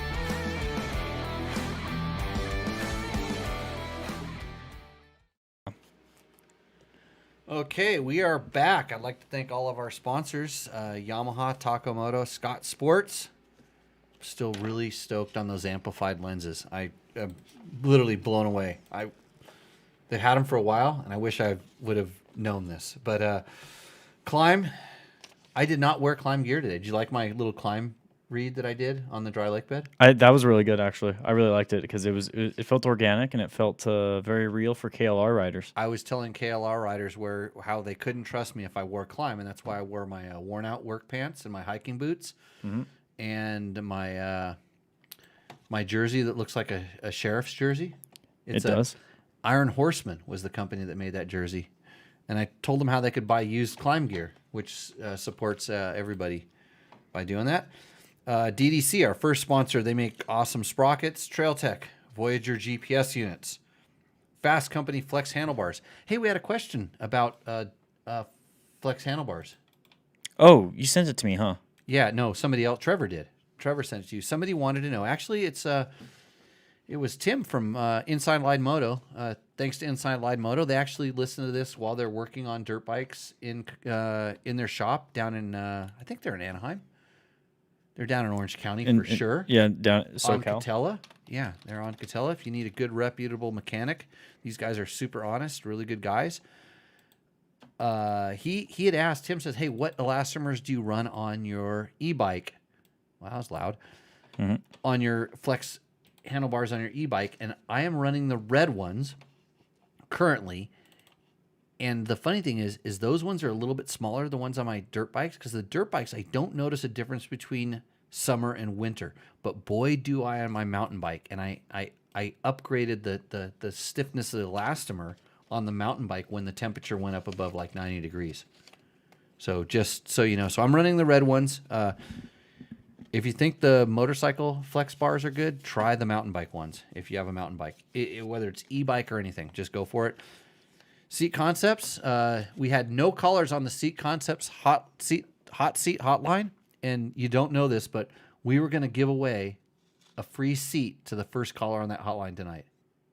We kind of forgot to mention that. I know, but I just wanted to see if it was going to happen. But that's what you get for not calling into the Seat Concepts hot seat hotline. To be fair, we do have someone on the line as well. Can I call now? No, you're on a different connection. Yeah. Hey, and last but not least, Bulletproof Designs. I tested the crap out of some Bulletproof Design stuff on a 6-day ride in a state that I mentioned last time, but I'm not going to mention tonight, where I went and did some really awesome trail riding, which included bashing through rocks. And I did not have a front disc protector. I had the little things on the bottom of my forks, little fork guards, which I brought in last week as my product of the week. Yep. I did not bring a product of the week in this week because I forgot, because I was getting those other photos. Blame it on me. But Bulletproof Designs, some awesome stuff. So don't forget to go to jimmylewisoffroad.com and select online courses. If you have a beginner rider, we can help them out. And in the near future, we will have new videos for all levels of riders to make you a better rider. As well as the ability to get online coaching. And George says, the last time I tried a phone in, you hung up on me. Well, that's because you sounded like you were in a toilet when you called. It was bad, George. It was bad, and you thought you were going to try to win something. And I know how you are about winning things. So that's all good. Good to see Victor there. Hey, Victor's going to come up and help me hammer together some roof rafters this weekend, I heard. He's going to help me on my other job. The other job that I have, that's not the one where I sell myself on Grindr. Right. Somebody else needs to manage this stuff. So, okay. Hey, welcome back to the show, Chris Holtner. Hey. Hey, I just want to qualify one thing though, with all those photos that you have from the magazine. Basically, those were proofs. Those came back from the scanner at the size that they were going to run in the magazine, and they're on this like really good paper. And only occasionally would the art department like give those out to the magazines, to the different magazines. Right. But a lot of times we had to go in the art department and steal them because they were just cool. So hey, they are stolen. They are stolen. Yeah, they were borrowed indefinitely. I mean, indefinitely. Last week on the show, I talked about how Dirt Rider Magazine, the owners of Dirt Rider Magazine, when I was there, sold the entire archives. Wow. They for like literally, I don't remember the exact number, but I want to say it was sub $100,000. Wow. For the entire archives of, I mean, this is going back to the inception of the magazine. I don't remember it was just, we were just informed that all of a sudden that our archives, because they were really working hard to get them organized. They had a lot of our staff working on organizing them. And they got organized. Then they got moved off site, and we thought we were organizing them so that there was going to be a librarian that would be able to get us stuff if we needed it. Organized, moved off site, then sold. Wow. Yeah. That's crazy. Yeah. What I wouldn't give to go to High Torque and like just go through all the photo files. Yeah, imagine, all the stuff. I mean, and Cycle World had this incredible library. I mean, that one was deep. Because I used to have an office when I very first started there. My office was in a corner of the library, and I didn't have my job was to go pick up and deliver motorcycles, keep the shop clean, and make sure I was there kind of during business hours. And so, like I would go test a bike and I have my story done in like an hour. That was my entire job for the month, and I just sit in this library and I just go look at these like Daytona 500s from the 1960s and motocross tests of CZs and Bull Tacos, the stuff that was in there, stacks of there was a file on Kenny Roberts, just the most incredible stuff, and legends and heroes and all the stuff that was in there. I have no idea where this stuff went to because I know. Some of these same companies, they you get an owner and all of a sudden it's like, how much is it worth? $200,000. That's off the bottom line. That I have to. My books. Okay, good. It's sold. And where that stuff ends up, because I know there's people in the motorcycle industry that are, I know Davey Coombs had bought up a fair amount of Rick Simon stuff, which Rick, I'm sure somehow before he knew he was leaving, he walked out with milk crates. As one does. Yeah, you probably should, because you're not getting paid what you're worth. No. And oh man, that was. I know Davey's bought up. I mean, he's bought Joe Bonello stuff. He's bought. I know he's bought, or I don't know what the deal is, but he's got Moto Vert's photo library that he uses a lot. So he's Dick Miller stuff too. He bought Dick Miller stuff. Right. And I know BJ Smith has bought some stuff, come across some stuff. It's cool to see when it goes to somebody that's an industry guy and that understands the importance of this stuff and where it's at. But it's very disappointing to know that I think sometimes this stuff goes and they sell it to somebody who is just going to put it on some sort of a stock photography thing. Yeah. And the fact that it's like, okay, let's just say it's Roger DeCoster photos. And tons of them from lots of photographers who literally I don't know, it depends on the contracts they had at the time, but a guy like maybe like a David Dewhurst who shot all this stuff and had all his photos or we had half of his photos from a shoot or something like that, maybe, that were in the archives, and where these things ended up, and because the different companies, just hot potatoes is like different alphabet soup, that where it goes. So I think they'll pop up someplace or another. Somebody will trip across them. Hopefully they don't get destroyed, because there's a lot of cool stuff in there. I think Ken Fott has a lot of photos. I'm pretty sure. Yeah. The entire Jeremy McGrath photo file at Dirt Rider was like maybe 3 sheets of slides when I got there. Not what happened there? Not like that one, and the Greg Albertine one was like 1 sheet. Those ones are just gone. Yep. So cool. Good and times. That was at Dirt Rider. That was no easy feat either, because they had all that stuff. You gave your stuff to somebody who took care of the archives, so you basically had to sneak in there to steal things. Wow. We had a library. I mean, but we had a lot of stuff in that was when I worked on the building in Wilshire. We had a lot of that stuff still there.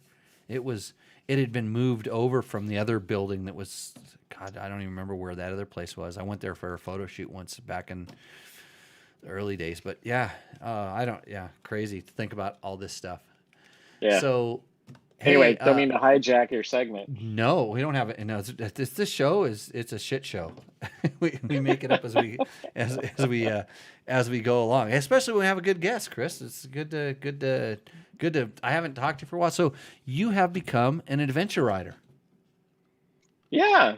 Well, I mean, I use that term lightly. I adventure when I can, for sure. And you're in Oklahoma now? Yeah. And where all the roads are straight. Right. But you go places to do more crazy adventures. Yeah, you have to. Well, actually, last year I went to a couple nationals last year, and I rode to them. I went to Red Bud, and I went to Ironman. So I rode to Indiana and I rode to Michigan. That was pretty wild. Did you shoot film?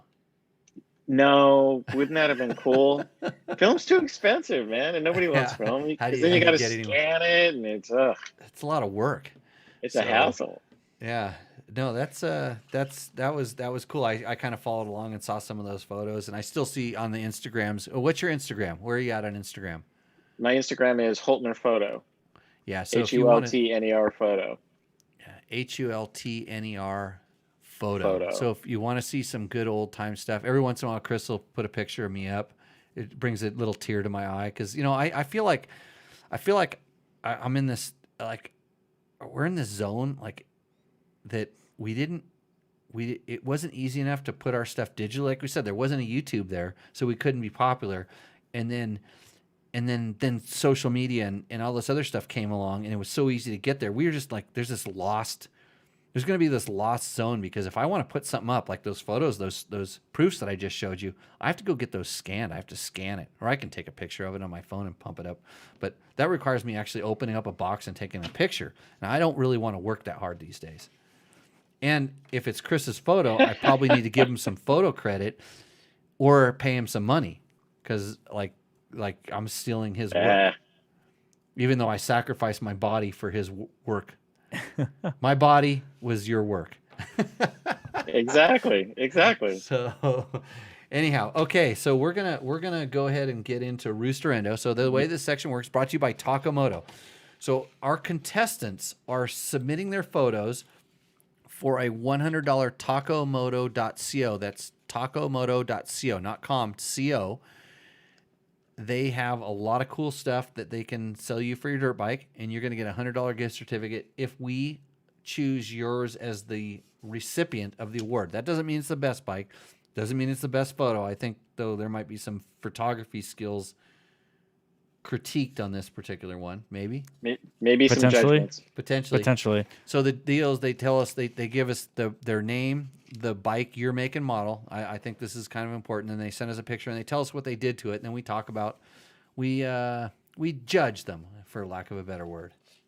Right. Okay. So here we go. Hand me that photo. So this first one is going to be Jason Miller. Now you're gonna have to hold up to the screen for Chris, because he won't be able to see it when I. Take this. That thing is slammed. So this is a 2020 Beta Cross Trainer 300. He calls it a lowrider. It's set up. I saw that the minute I looked at the photo. That thing is how tall is he? Does it say any place in his This post? is set up for a 5'0" rider. 5'0". Wow. Fact, Right. He didn't even throw in 5'0" and 1/4. no. He didn't even fudge it. Well, yeah, Yeah, 5'0". he I think- cut that baby down. I think this is like made for his wife or significant other because there was a Oh. picture of a woman riding it. Oh, okay.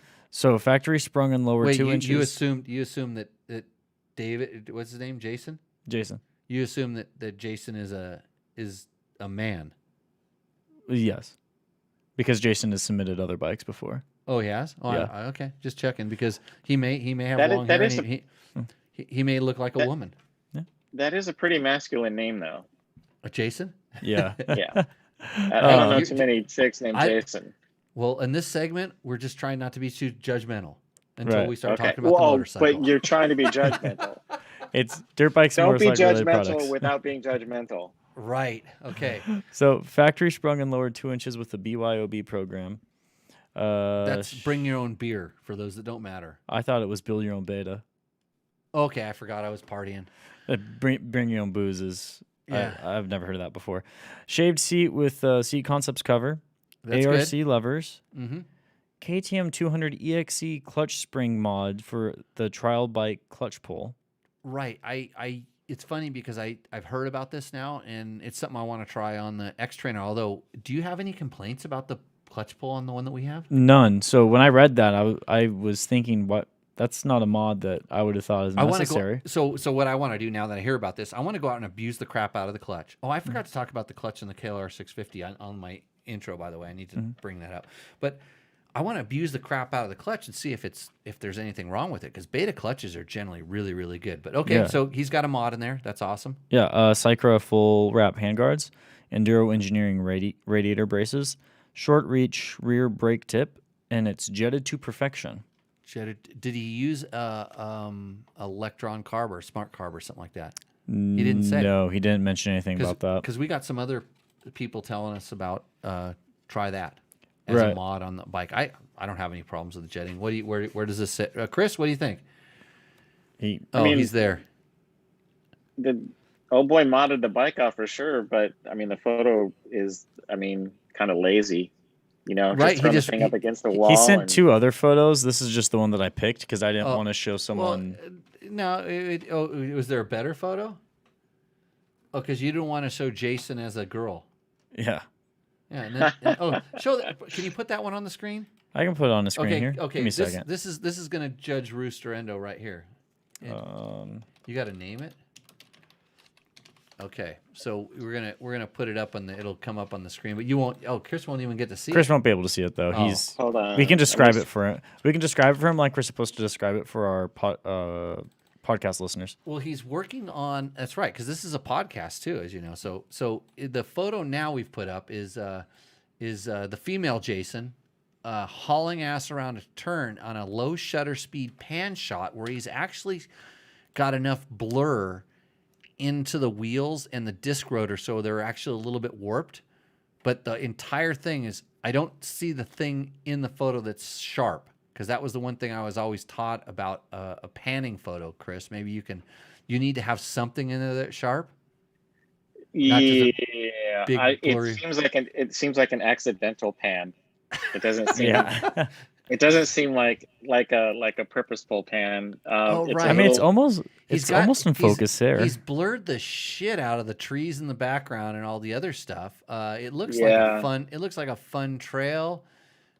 We could work on the riding position a little bit, but maybe she's getting ready to launch over a creek, is what I'm seeing. But okay, so pop the side view up again. I want to see that. the side view. Okay, Yeah, oh, just the one you were you mean- showing before. just the one of the Just the bike. Yeah. just the bike. This is how we don't just take this $100 gift certificate lightly.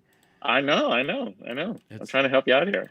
Oh, you're looking to see if the gravel is sharp, or Well, no, I want to see the bike better because I didn't see it There very we well go. when you're holding the picture up. Oh yeah, okay. Okay. Oh wow. Oh, because you're able to multitask and get it onto Yeah, the. yeah. I actually pulled up YouTube. Okay.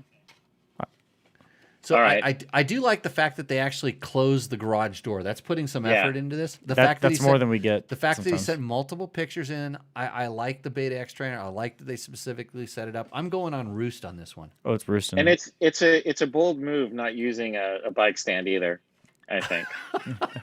Okay, this one Roost, Mrs. Jason.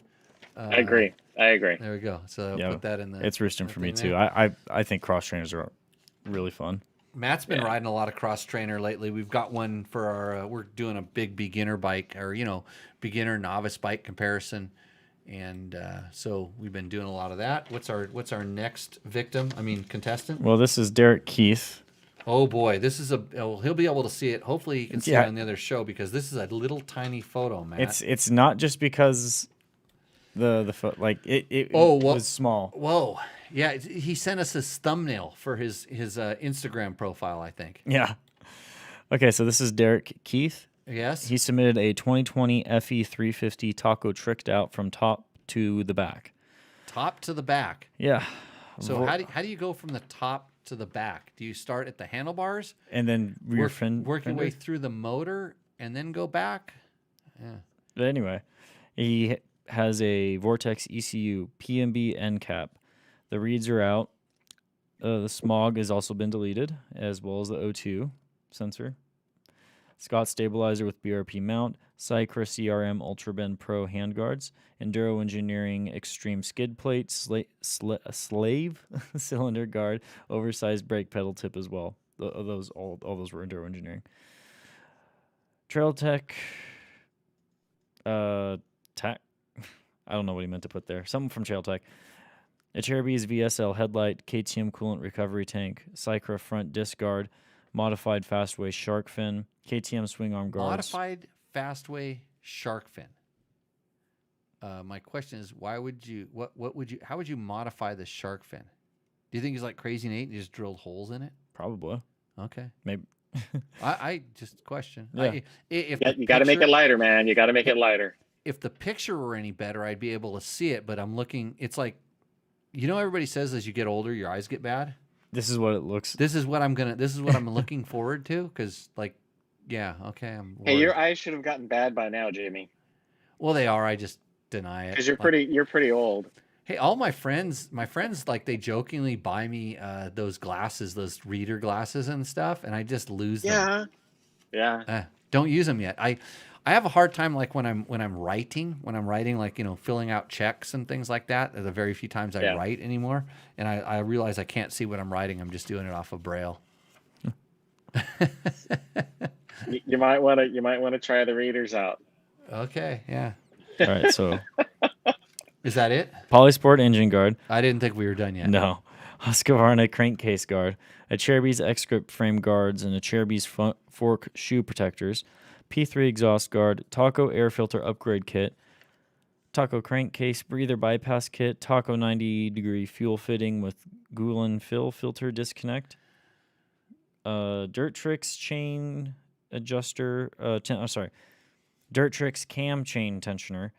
Dirt Tricks dome washer. 20 root beer barrels and other stuff I spend money at Takamoto on.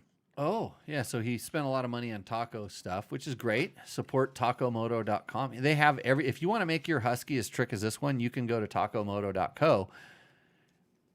Do you notice, Matt, in this photo that backpack is hurt him, and I think I know where he's riding. I'm claiming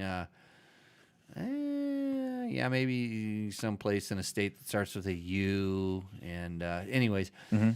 It could be Moab ish. It looks like that, but anyways, if he didn't have that backpack on, or he should have used the spring of the backpack to help get that front wheel, that rear wheel over the thing, because it looks like it's going to catch him. It looks like he's going to catch, and he's in a position where he's going to get chucked forward, and all that weight on his back is going to come tumbling down. So, Chris, you know how we talked about those photos? You got the banger, and then there was something else that happened?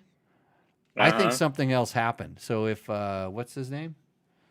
Oh, I already put the paper away. Derek. Derek. If Derek's in the chat, can I see the next photo? Yeah, the two next frames. Yeah, this. The next two The frames. lawn that- dart one. Where he used the hand guards and then all the protection and stuff that he got on it. Photo endos.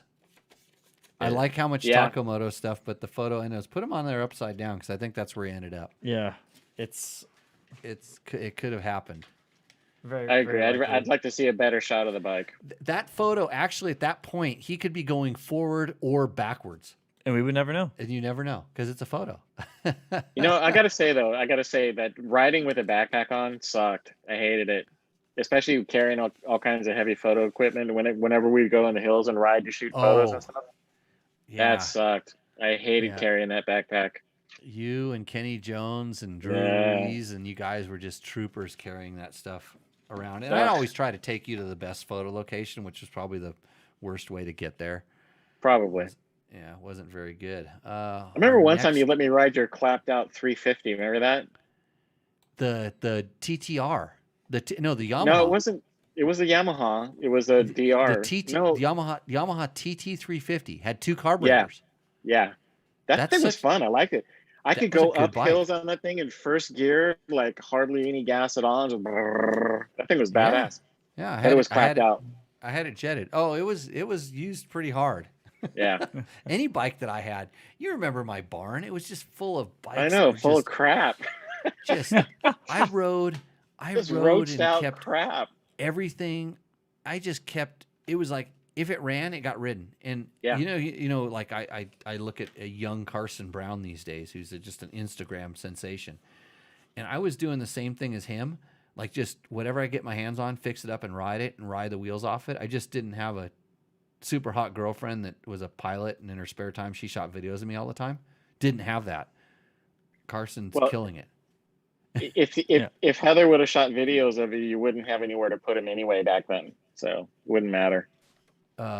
We shot a lot of videos. I had the Crusty Demons Dirt guys go after they heard about my videos. I have some insane videos. Have you ever seen my riding videos, Matt? No, I need to see these. Oh, they're Like- we put them to music and everything. They were really Oh, cool. As someone who's man. learning. You've Your seen whole those. your Langtown collection, dude. Oh, the Langtown collections are. You know what? You gotta put like all that stuff So- up on YouTube, Hey, man. some of them are up on YouTube. Actually, my riding videos I think got put up on YouTube, and I told the guy to take them down because there's some stuff in there that like there's some people in there that just shouldn't have been videotaped doing some of the stuff we were doing at the time. But I think they might be up there.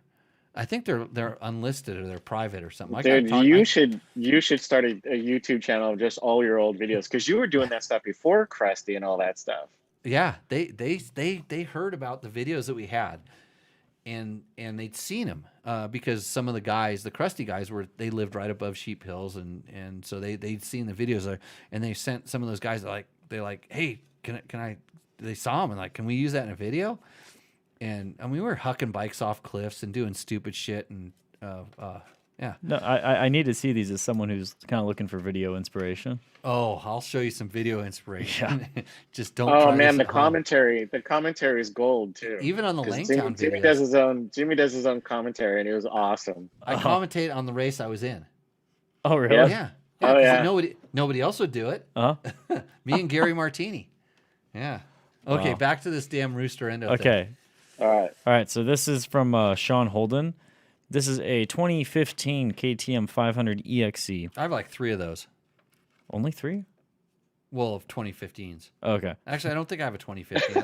I think I have 14s and 13s and 12s, but I have Right. a lot of them. Okay. So Same thing. This EXC is featuring Pro Taper bars, double take mirrors, Baja Design XL80 headlight, a sick ass multifunction bar switch, and a tidy tail.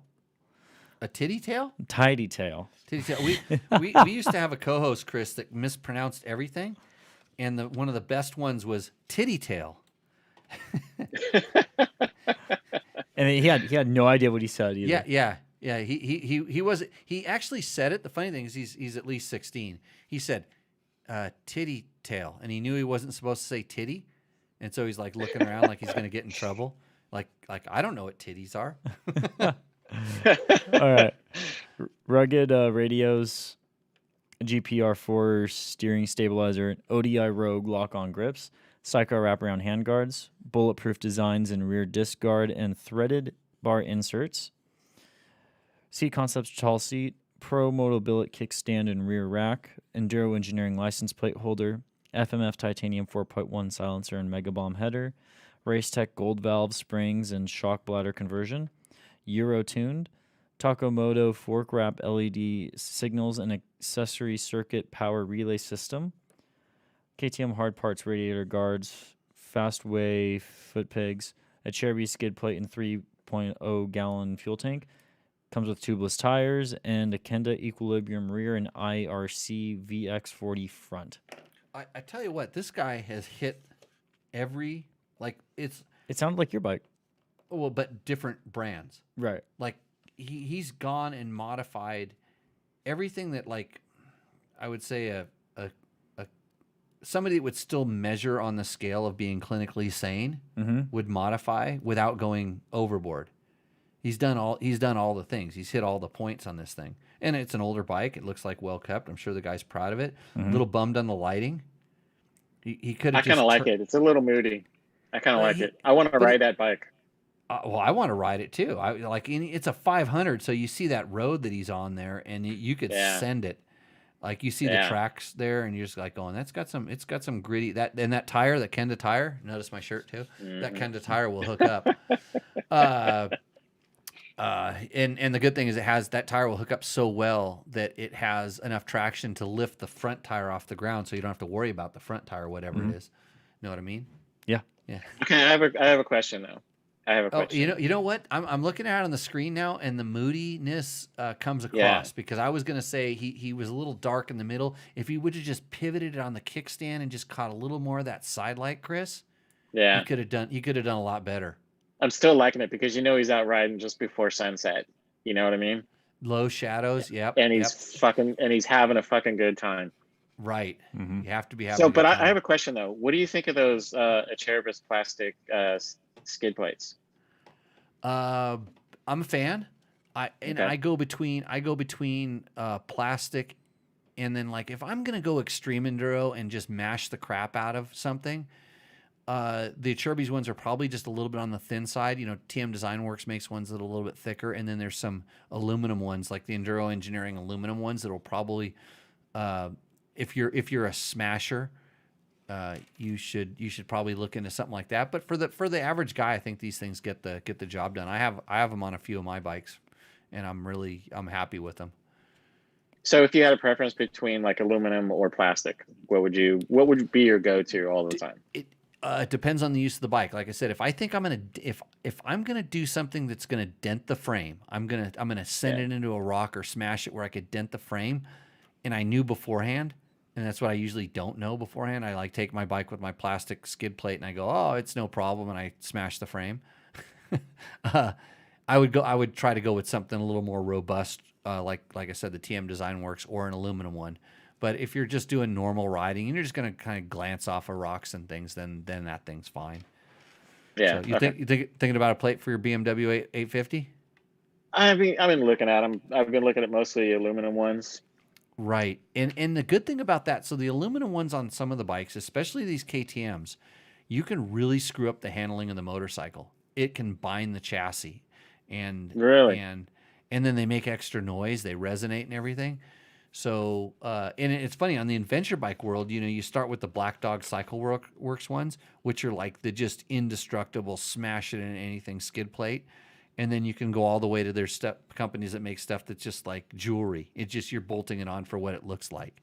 So yeah, I like utilitarian stuff. I don't like the jewelry stuff. I like the stuff that works and it's going to actually do something.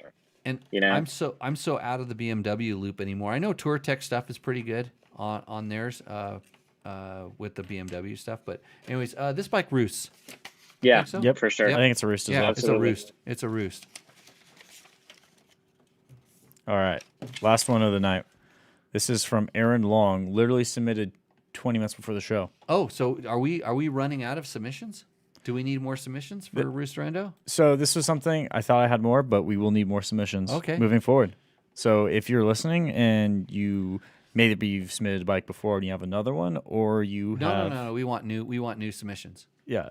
And the thing is submit them now, and you're going to get to the front of the line, because when he puts this post out on social media, we get 100 guys that instantly take the picture of their bike that's for sale and send it to us. And it's a horrible photo, and then we just beat the crap out of it. It happens. It's funny. They have their bike for sale, and we do extra advertising for it. Sounds like Ricky Brabeck trick. Oh yeah. He sold 2 bikes off of this show. He That's submitted so to Rooster. funny. He submitted them to Rooster Endo, and then they were gone the next day. Yeah.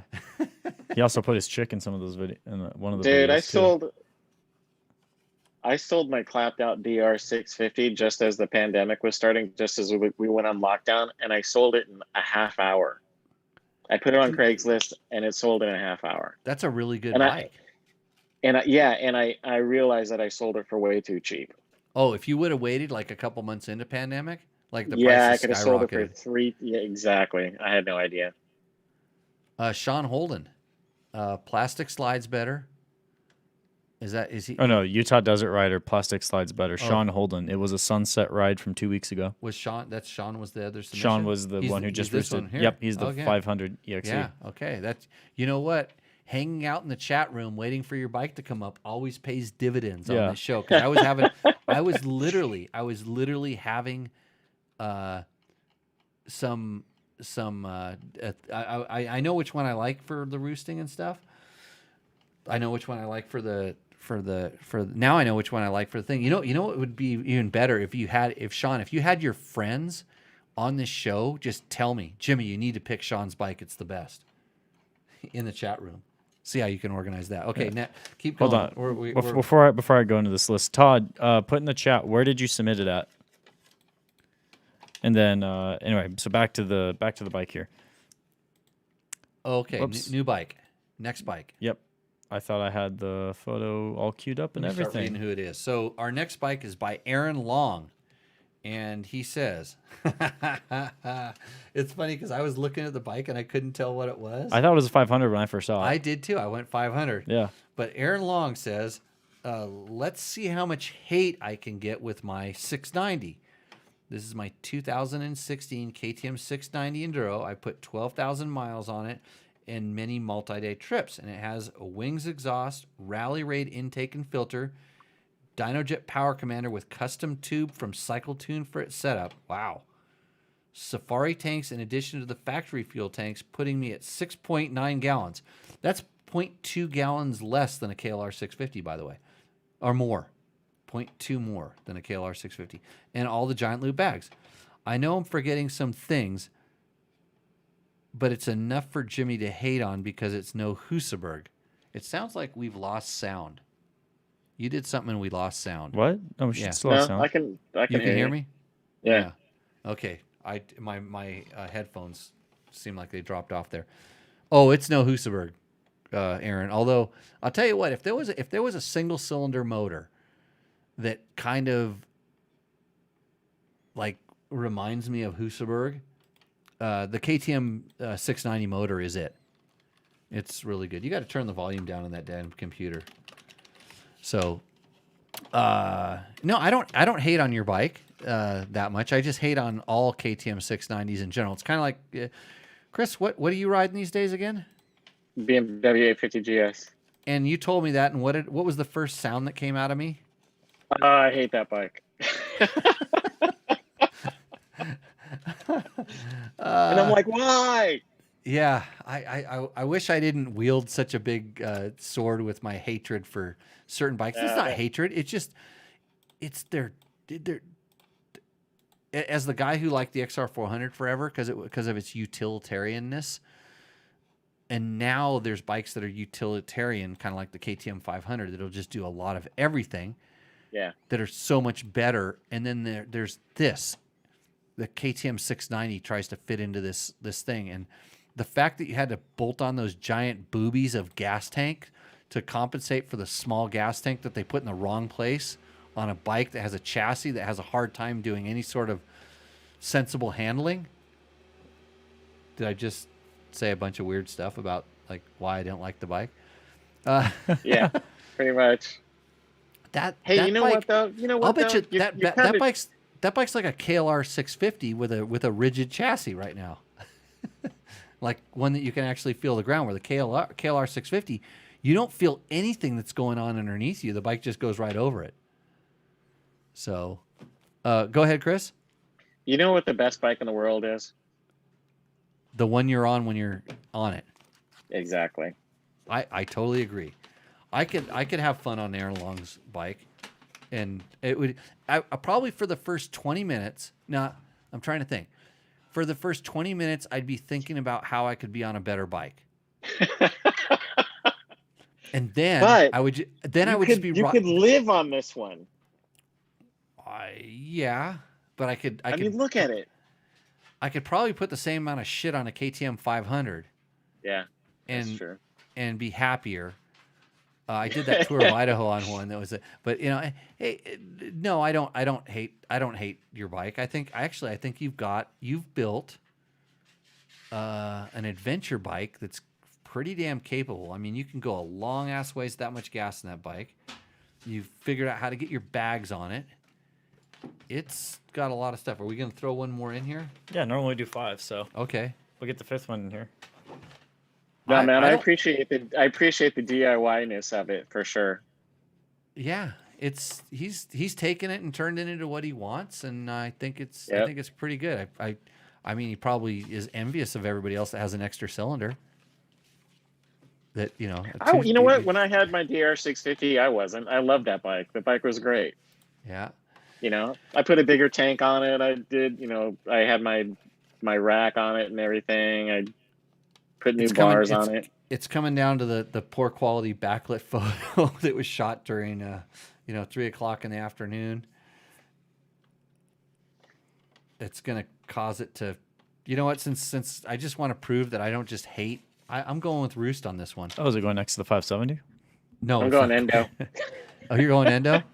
Yeah. I'm a nice neutral on this You're one. neutral? I'm nice You and can't be neutral. neutral. I'll lean towards the Roost. You'll lean towards Roost because you Yeah. don't want this guy to hate you because he has your email address. No, he actually DM'd Dirtbike has Facebook, Oh, which is why when Todd said I DM'd it on Facebook, I'm like, oh, you did, and that is when I pulled up his message. okay. Well, you. I'm gotta only keep your- going Endo because I already have a favorite. Okay. It's going to be a light Roost, just because I want to prove that I don't hate every KTM 690. Yeah, so Husky 701. Gas has a, I don't know what number did they give the gas. all right, we'll bust through this one really quickly. Same bike. Okay. Same. Todd Kelly. Same. All right, so Todd Kelly, let me get his photo already. So it is a 2016 KTM 500 EXCF. Okay, we have a front disc guard alert. Yep. Front disc guard alert. Okay, everybody. so the photo, it's not that grainy. Okay, It's anyway. not that grainy. this is the replacement build to his WR450 and the Christini that he's been sending us questions about. Oh, I remember. Now I remember. See, Todd comments a lot and stuff like that. And Todd goes overboard on his builds. I mean, he's a bike builder. He literally he's worried about every color and every detail and everything. It's just exactly the opposite of me when it comes to bike building. But there's nothing wrong with that. So No, that looks pretty badass. he bought this bike with 240 hours on it, and it had been supermotoed for most of its life. He did a cosmetic refresh on the bike, and just about everything has been touched. A Cherubies 3.1 tank, billet intake filter, billet quick disconnect fuel filter, 90-degree fuel elbow, dual sport fuel rail, Recluse EXP with the Jimmy Lewis settings, seat concepts, tall seat, FMF factory 4.1. Do you think that Recluse thing was an ass kiss? Yes. Probably. Okay. just 100. checking. Oh, good. It's going up on my list. Bulletproof designs, radiator It's just- guards, it's TM. It's just working its way up the Roost factor here. TM design skid plate and chain slider, Cycro Pro Bend handguards, Ape Racing flex handlebars, ODI lock-on grips, Adventure Rally X nav tower, Trailtech Voyager Pro with the primary bike info and backup GPS, a TomTom Rider 550, which is his primary GPS, a swing arm tab protector, front and rear disc guards, rear brake disc guards. Was front capitalized, all caps? It was. Yeah. Don't you dare auto endo this bike, Jimmy. Auto endo. Oversized front rotor, custom graphics kit, KKE wheels, and rear dual ring sprocket, S3 oversized foot pegs, Tusk kickstand, suspension set up by Stillwell Performance in Scottsdale, Kenda K270 rear tire, Protrax front, tubeless system, second stock wheels setup with Mooses and Parker DTs, tidy tail, fork wrap hand signals, fork wrap turn signals, and the list could go on, but those are the highlights. Hey, Todd, as a longtime listener to this show and everything, you could have at least wrote out titty tail instead of tidy tail. You could I was just thinking that. You could have just wrote it out just to make it hard on whoever has to read these things. That bike looks sick. Did he say it was Moto Minded? The rally tower thing? Did he mention? No, he just said Adventure Rally. Adventure Rally. Okay, Adventure Rally X Nav Tower. Okay, so it's a different company. Yeah. That's a pretty stout little setup. That thing looks really nice. What do you say what kind of tires on there? It looks like he has the dual sport tire that's a big favorite of Trevor Hunter. Kenda K270 rear tire. Yep. Oh man. That you know what? There's a couple things I don't like. Front disc guards are one of them. So you had me at front disc guard. It was pretty much going over the handlebars at that point. But to fill out the back with Trevor Hunter's favorite tire that him and his crazy ass partner Hayden love running, and they don't realize how much time they're losing every time they go down a straightaway because of that tire. And if they would just learn about traction as opposed to spinning all the time, learn about traction and not wreck their tires, and then take some advice I gave them well over a year ago about how to make them last longer, which his dad, kid can't call. Trevor's dad called today and asked for help about this. And I'm like, I told the kid a year ago, and he's like, my kid doesn't talk to me. I'm like, ha. Welcome. Guess what? You're the most unimportant person in your kid's life, Dad. Guy that bought all the bikes and still sponsors them, lets them live at home, all that stuff. We're back to Todd Kelly now. I hate. Oh, Kenda Equilibrium, bro. I know you run on the rocks in Arizona, and that you can run that Equilibrium with a moose in there and just slay the rocks all day long. He even went and got green grass in Arizona to take that photo. I like everything about it except for the disc protector and the wheels, and unfortunately I hyper focus on stuff, and I'm gonna have to say that you guys get to choose. Endo. Whoa. Yeah. Why, Matt? It's a light endo. It's a light endo. Why? So it's because he needs. I'm not liking the graphics that much. Know what, Todd? You made Matt do extra work. I see it. He's one of these young kids that doesn't like working that hard, and you called him out on his mistake. So already he's against you because he should have had this in the list. He had to go dig it up. Now he had to go work hard to get it up here, and then now he's taking it out on you. So blame Matt for anything else that happens. It's a light endo, Chris. I think it's a beautiful bike. I like it. I would say Roost, but I would be afraid to drop it. So it's not my favorite, but I think I like the effort that he put into it. It's a beautiful bike. So I would definitely say Roost, but I'd be afraid to drop the thing. That's okay. No, you can Roost it. Yeah. I remember when I used to get to ride all these brand new bikes all the time. And I used to worry about because if it was my bike, I would actually put some clear over the graphics so it wouldn't get scratched up, and I'd be worried about the first scratch or the first crash and everything. I got so numb to that. it was like, and I jokingly said, that's exactly what I'm saying. You want to ride a motorcycle. You don't want to be afraid to tip it over and scratch it up. You know what I mean? So, you want to be able to ride the thing. Kind of whatever Todd's done to this thing, it's one of those things where I don't ever look at the bike when I'm riding. It's all about how it functions. And when these guys send these things in, I actually try to put myself on the bike and think about all the stuff they do. And it kind of goes beyond the looks. And because I don't look at, like, people used to tell me, like, you're going to really wear that gear? And I'm like, oh, I don't have to look at it. Hey, do you remember the Yoko gear, Chris? Oh, I love that stuff. The Yoko actually. gear that would be purple, and it'd leave a purple ring around my neck and a ring around my. Yeah, that's Yeah, because they use say it. illegal sublimation processes in other countries to make those things. Yeah. Right. Yeah, that was where they thought that sploot was only because the stuff came out of my nose and my face, but it was actually, it secreted in my entire body, and it could remove ink from gear. Dude, I always liked the MSR gear that you wore back then. I always liked MSR gear. I thought it looked cool. It worked good for photos. It was, and that was one of the reasons that I got in so many pictures and stuff, because every time I'd show up, I'd like have every colorway, whatever color you needed, I was ready to go. And I could look, and they had MSR and they had high point at the time, so I could switch into high point. I could do different gears, and I just remember then they quit advertising because they didn't pay their bills, and then I got banned. Yeah. And then they went under and they owed me a lot of money. So it happens.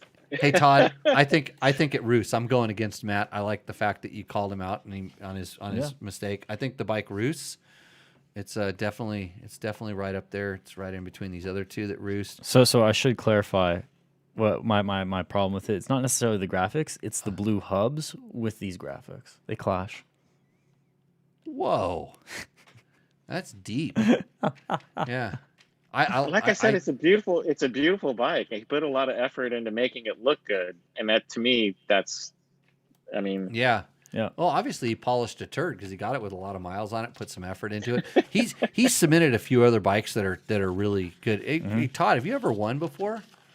Kind of curious. Rick thinks yours wins, and then Sean, I got one of his friends to say that his won. So we're activating the armies right now. I have my winner picked. Yeah, me too. Mitch says he can call if he can win. Hey, it's I think that ship has sailed. Hey, $100 is $100. So Yeah. It's all good here. What? Okay, Chris. Hold on. This is actually tough trying to pick a winner. It is? I thought I had one, but now that I think about it, Okay, what was your pick? for me it was Sean, but now I feel bad because I picked on Todd's bike, Sean is in this KTM here. the KTM 500. Yeah, Right. Yeah, man, sometimes you just got to go with what your gut says. yeah. Honestly, my gut says this. This is the way I'm thinking about it right now. And I look at Todd's bike, and he's got all the stuff on it. He's already got all the stuff. And I look at this bike, and he has a lot of stuff, but I bet you that $100 would go to something that's really useful and practical and good. Like the underwater kit. On the underwater kit? Yeah, the snorkel kit. No, he's riding. Well, he's not. It's not like Jimmy. He doesn't ride into a beaver dam Right. and sink his bike. This Which- guy's smarter than that. People have been calling for photos of this. There's photos. Nice. There's photos of me standing. Well, they're not that good because like my friend wouldn't get that deep in the water to shoot the photos. Oh, But I'll see if I can get some photos. And Todd, I've even called in. We got to hook Todd up with something. What size T-shirt are you, Todd? Let me know, and we'll see if we can dig out some DBT T-shirts for you. Because I'm going with Sean. For yeah. Yep. Sean Same. Holden. Yeah, reach out to me, Matt. the at Jimmy Beeve, you Lewis think for Off-Road. Sean also? Same. Yeah. Yep. Yeah. It's all because the photo was shot in late afternoon light. That little bit of Actually, extra effort. I like the bike and the location. Hey, if you want to ride one of these, Chris, come on out to Nevada in the winter when want it's to. colder. Come on out. Yeah. You bring your helmet, and I've got everything. We can go for a putt. Actually, we need to go for an adventure ride. We need to go. We need to go out and go adventure riding. And I got my new Yamaha Tenere, got my T7, and I'm ready How do you like to go. that? Love it. It's kind of funny because I'm kind of comparing it right now to the KLR 650, and they're 100% completely the two opposite bikes that could ever be, because the Tenere is like all about like performance and comfort, and the KLR is about not performance and comfort. And I'm not saying that in the bad way. It's like if They accomplish very different goals. they Wait, accomplish the which same KLR thing. are you talking about? Are you talking about the 650. KLR 650? Oh my god, 650. the thing's a tank. Oh, it's a Oh, push. but it's the best adventure bike ever made. We went drag. Oh, That's what we I did today. beg Me to and Matt went differ. out in 100-degree weather, and we drag raced it against a KTM 390. And it really depends on what gear you're in, which bike wins. Yeah. Who Really? won the final drag race? You did, didn't you? I did. Yeah, because it pulled because it has 6-speed transmission. Yeah. and so it could pull a little bit better in a couple of the gears, but it was like dead even. And I knew this when I was riding it. I go, this thing feels like it's about the same speed as a KTM 390. But Yeah. anyways, so yeah, come to Southern Arizona and let's go ride. Is what Yes. he's inviting George for a ride. I don't know if you want to invite George over to your house. I think he's inviting you. Oh, me? Yeah. He wants a George sticker. Well, George, when you come over to the house, you can get his T-shirt and drop a sticker in the bag, and we'll get that all sorted out. Yeah. So he wants tires. I don't have any tires to give away. Tires are hard to get right now. Mhm. Actually, it's starting to come back. Things are doing really good, getting better. So that's it. So you're going to handle getting Sean his Yep. Taco Moto information. Reach out to Matt, and he will get you hooked up with that. Matt, also, if you didn't notice, which I didn't, you didn't have the screen running on the first half of the show. Did not. Screen behind us, and it was like I kind of figure out how you were talked about the lighting, how you were stoked on the new lighting, Yeah. and you completely forgot about the screen. Yep. Always something. I was chasing perfection and I dropped the ball. The ball of perfection. Yeah. Well, Chris, thanks for coming on the show. It was awesome Thanks to for have you having kind me, of man. reminisce about the old days. I get a kick out of it. And Todd Selly says, no, I don't want tires from you. That's what the 100 would have gone towards. Oh, That would have been like part of one tire. no, you can get Candace. You can get Candace Yeah, pretty you can inexpensive. get one tire. Yeah, there's all kinds of deals on tires. But Rick says Yeah. you did a kick-ass job on the show, Chris. Most of our co-hosts get pissed off and leave within 20 minutes. Do they really? No. All right. No. they probably should. So anyway, follow Holtner Photo on Instagram to check out what Chris is doing. I'm going to follow him right now. Yeah, hopefully we can get out here and get him out here and ride some dirt bikes. Maybe we'll go do a banging photo shoot. Actually, you know what you should do? You should come out and see what because a lot of times I shoot photos of these kids, and I'm trying to teach them how to do stuff. And so I know how to shoot just horribly with the camera, but I can do it. But I know how to do both sides. I can be in the front or the back of the camera, whichever it is.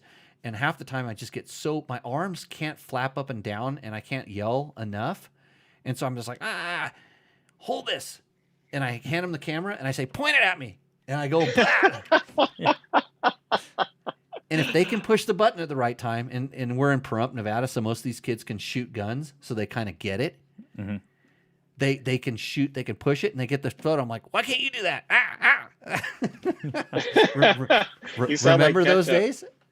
Ah! Yeah, I learned a little bit of stuff from everybody I was around, and some of that's been unfortunate. So good times. We will. Yep. Do you have any cool stuff coming up? You're going to Wyoming or Montana? Yeah, I'm going on a big ride next week going up to Wyoming. Going to stay in Jackson and go from there and ride around Yosemite and Idaho and Wyoming and all kinds of cool stuff. Yellowstone. With my mom. Yeah. Yellowstone. What not did I Yosemite. say? Oh, You said I did. Yosemite. Ooh. Yeah, it Yellowstone. starts with a Y It's or the something like that. Same. Gonna go look at some buffalo. Yeah. Yellowstone. You're right. Nice. Yeah. So looking forward to that. That's gonna be fun. Awesome. Well, say hi to the wife and the now adult kids that were just like little grommets back in the day. Right? Yeah. That happens fast. And we will see you like everybody else. Hopefully we'll see everybody out in the trail. Thanks to all the guys that are chiming in on the chats. If you're, again, I have to tell everybody, if you're listening to this on a podcast, share it. If you're watching on the YouTube, share it. Make comments. Get your things in for the questions in for next week, because we didn't even answer your questions because Chris's stories were too good. They were too. Sorry. That's Sorry. okay. Yeah. Blame Chris. Yeah. Blow him up on That's all Instagram. good. Okay, All right, everybody. man. Well, cheers. We'll see.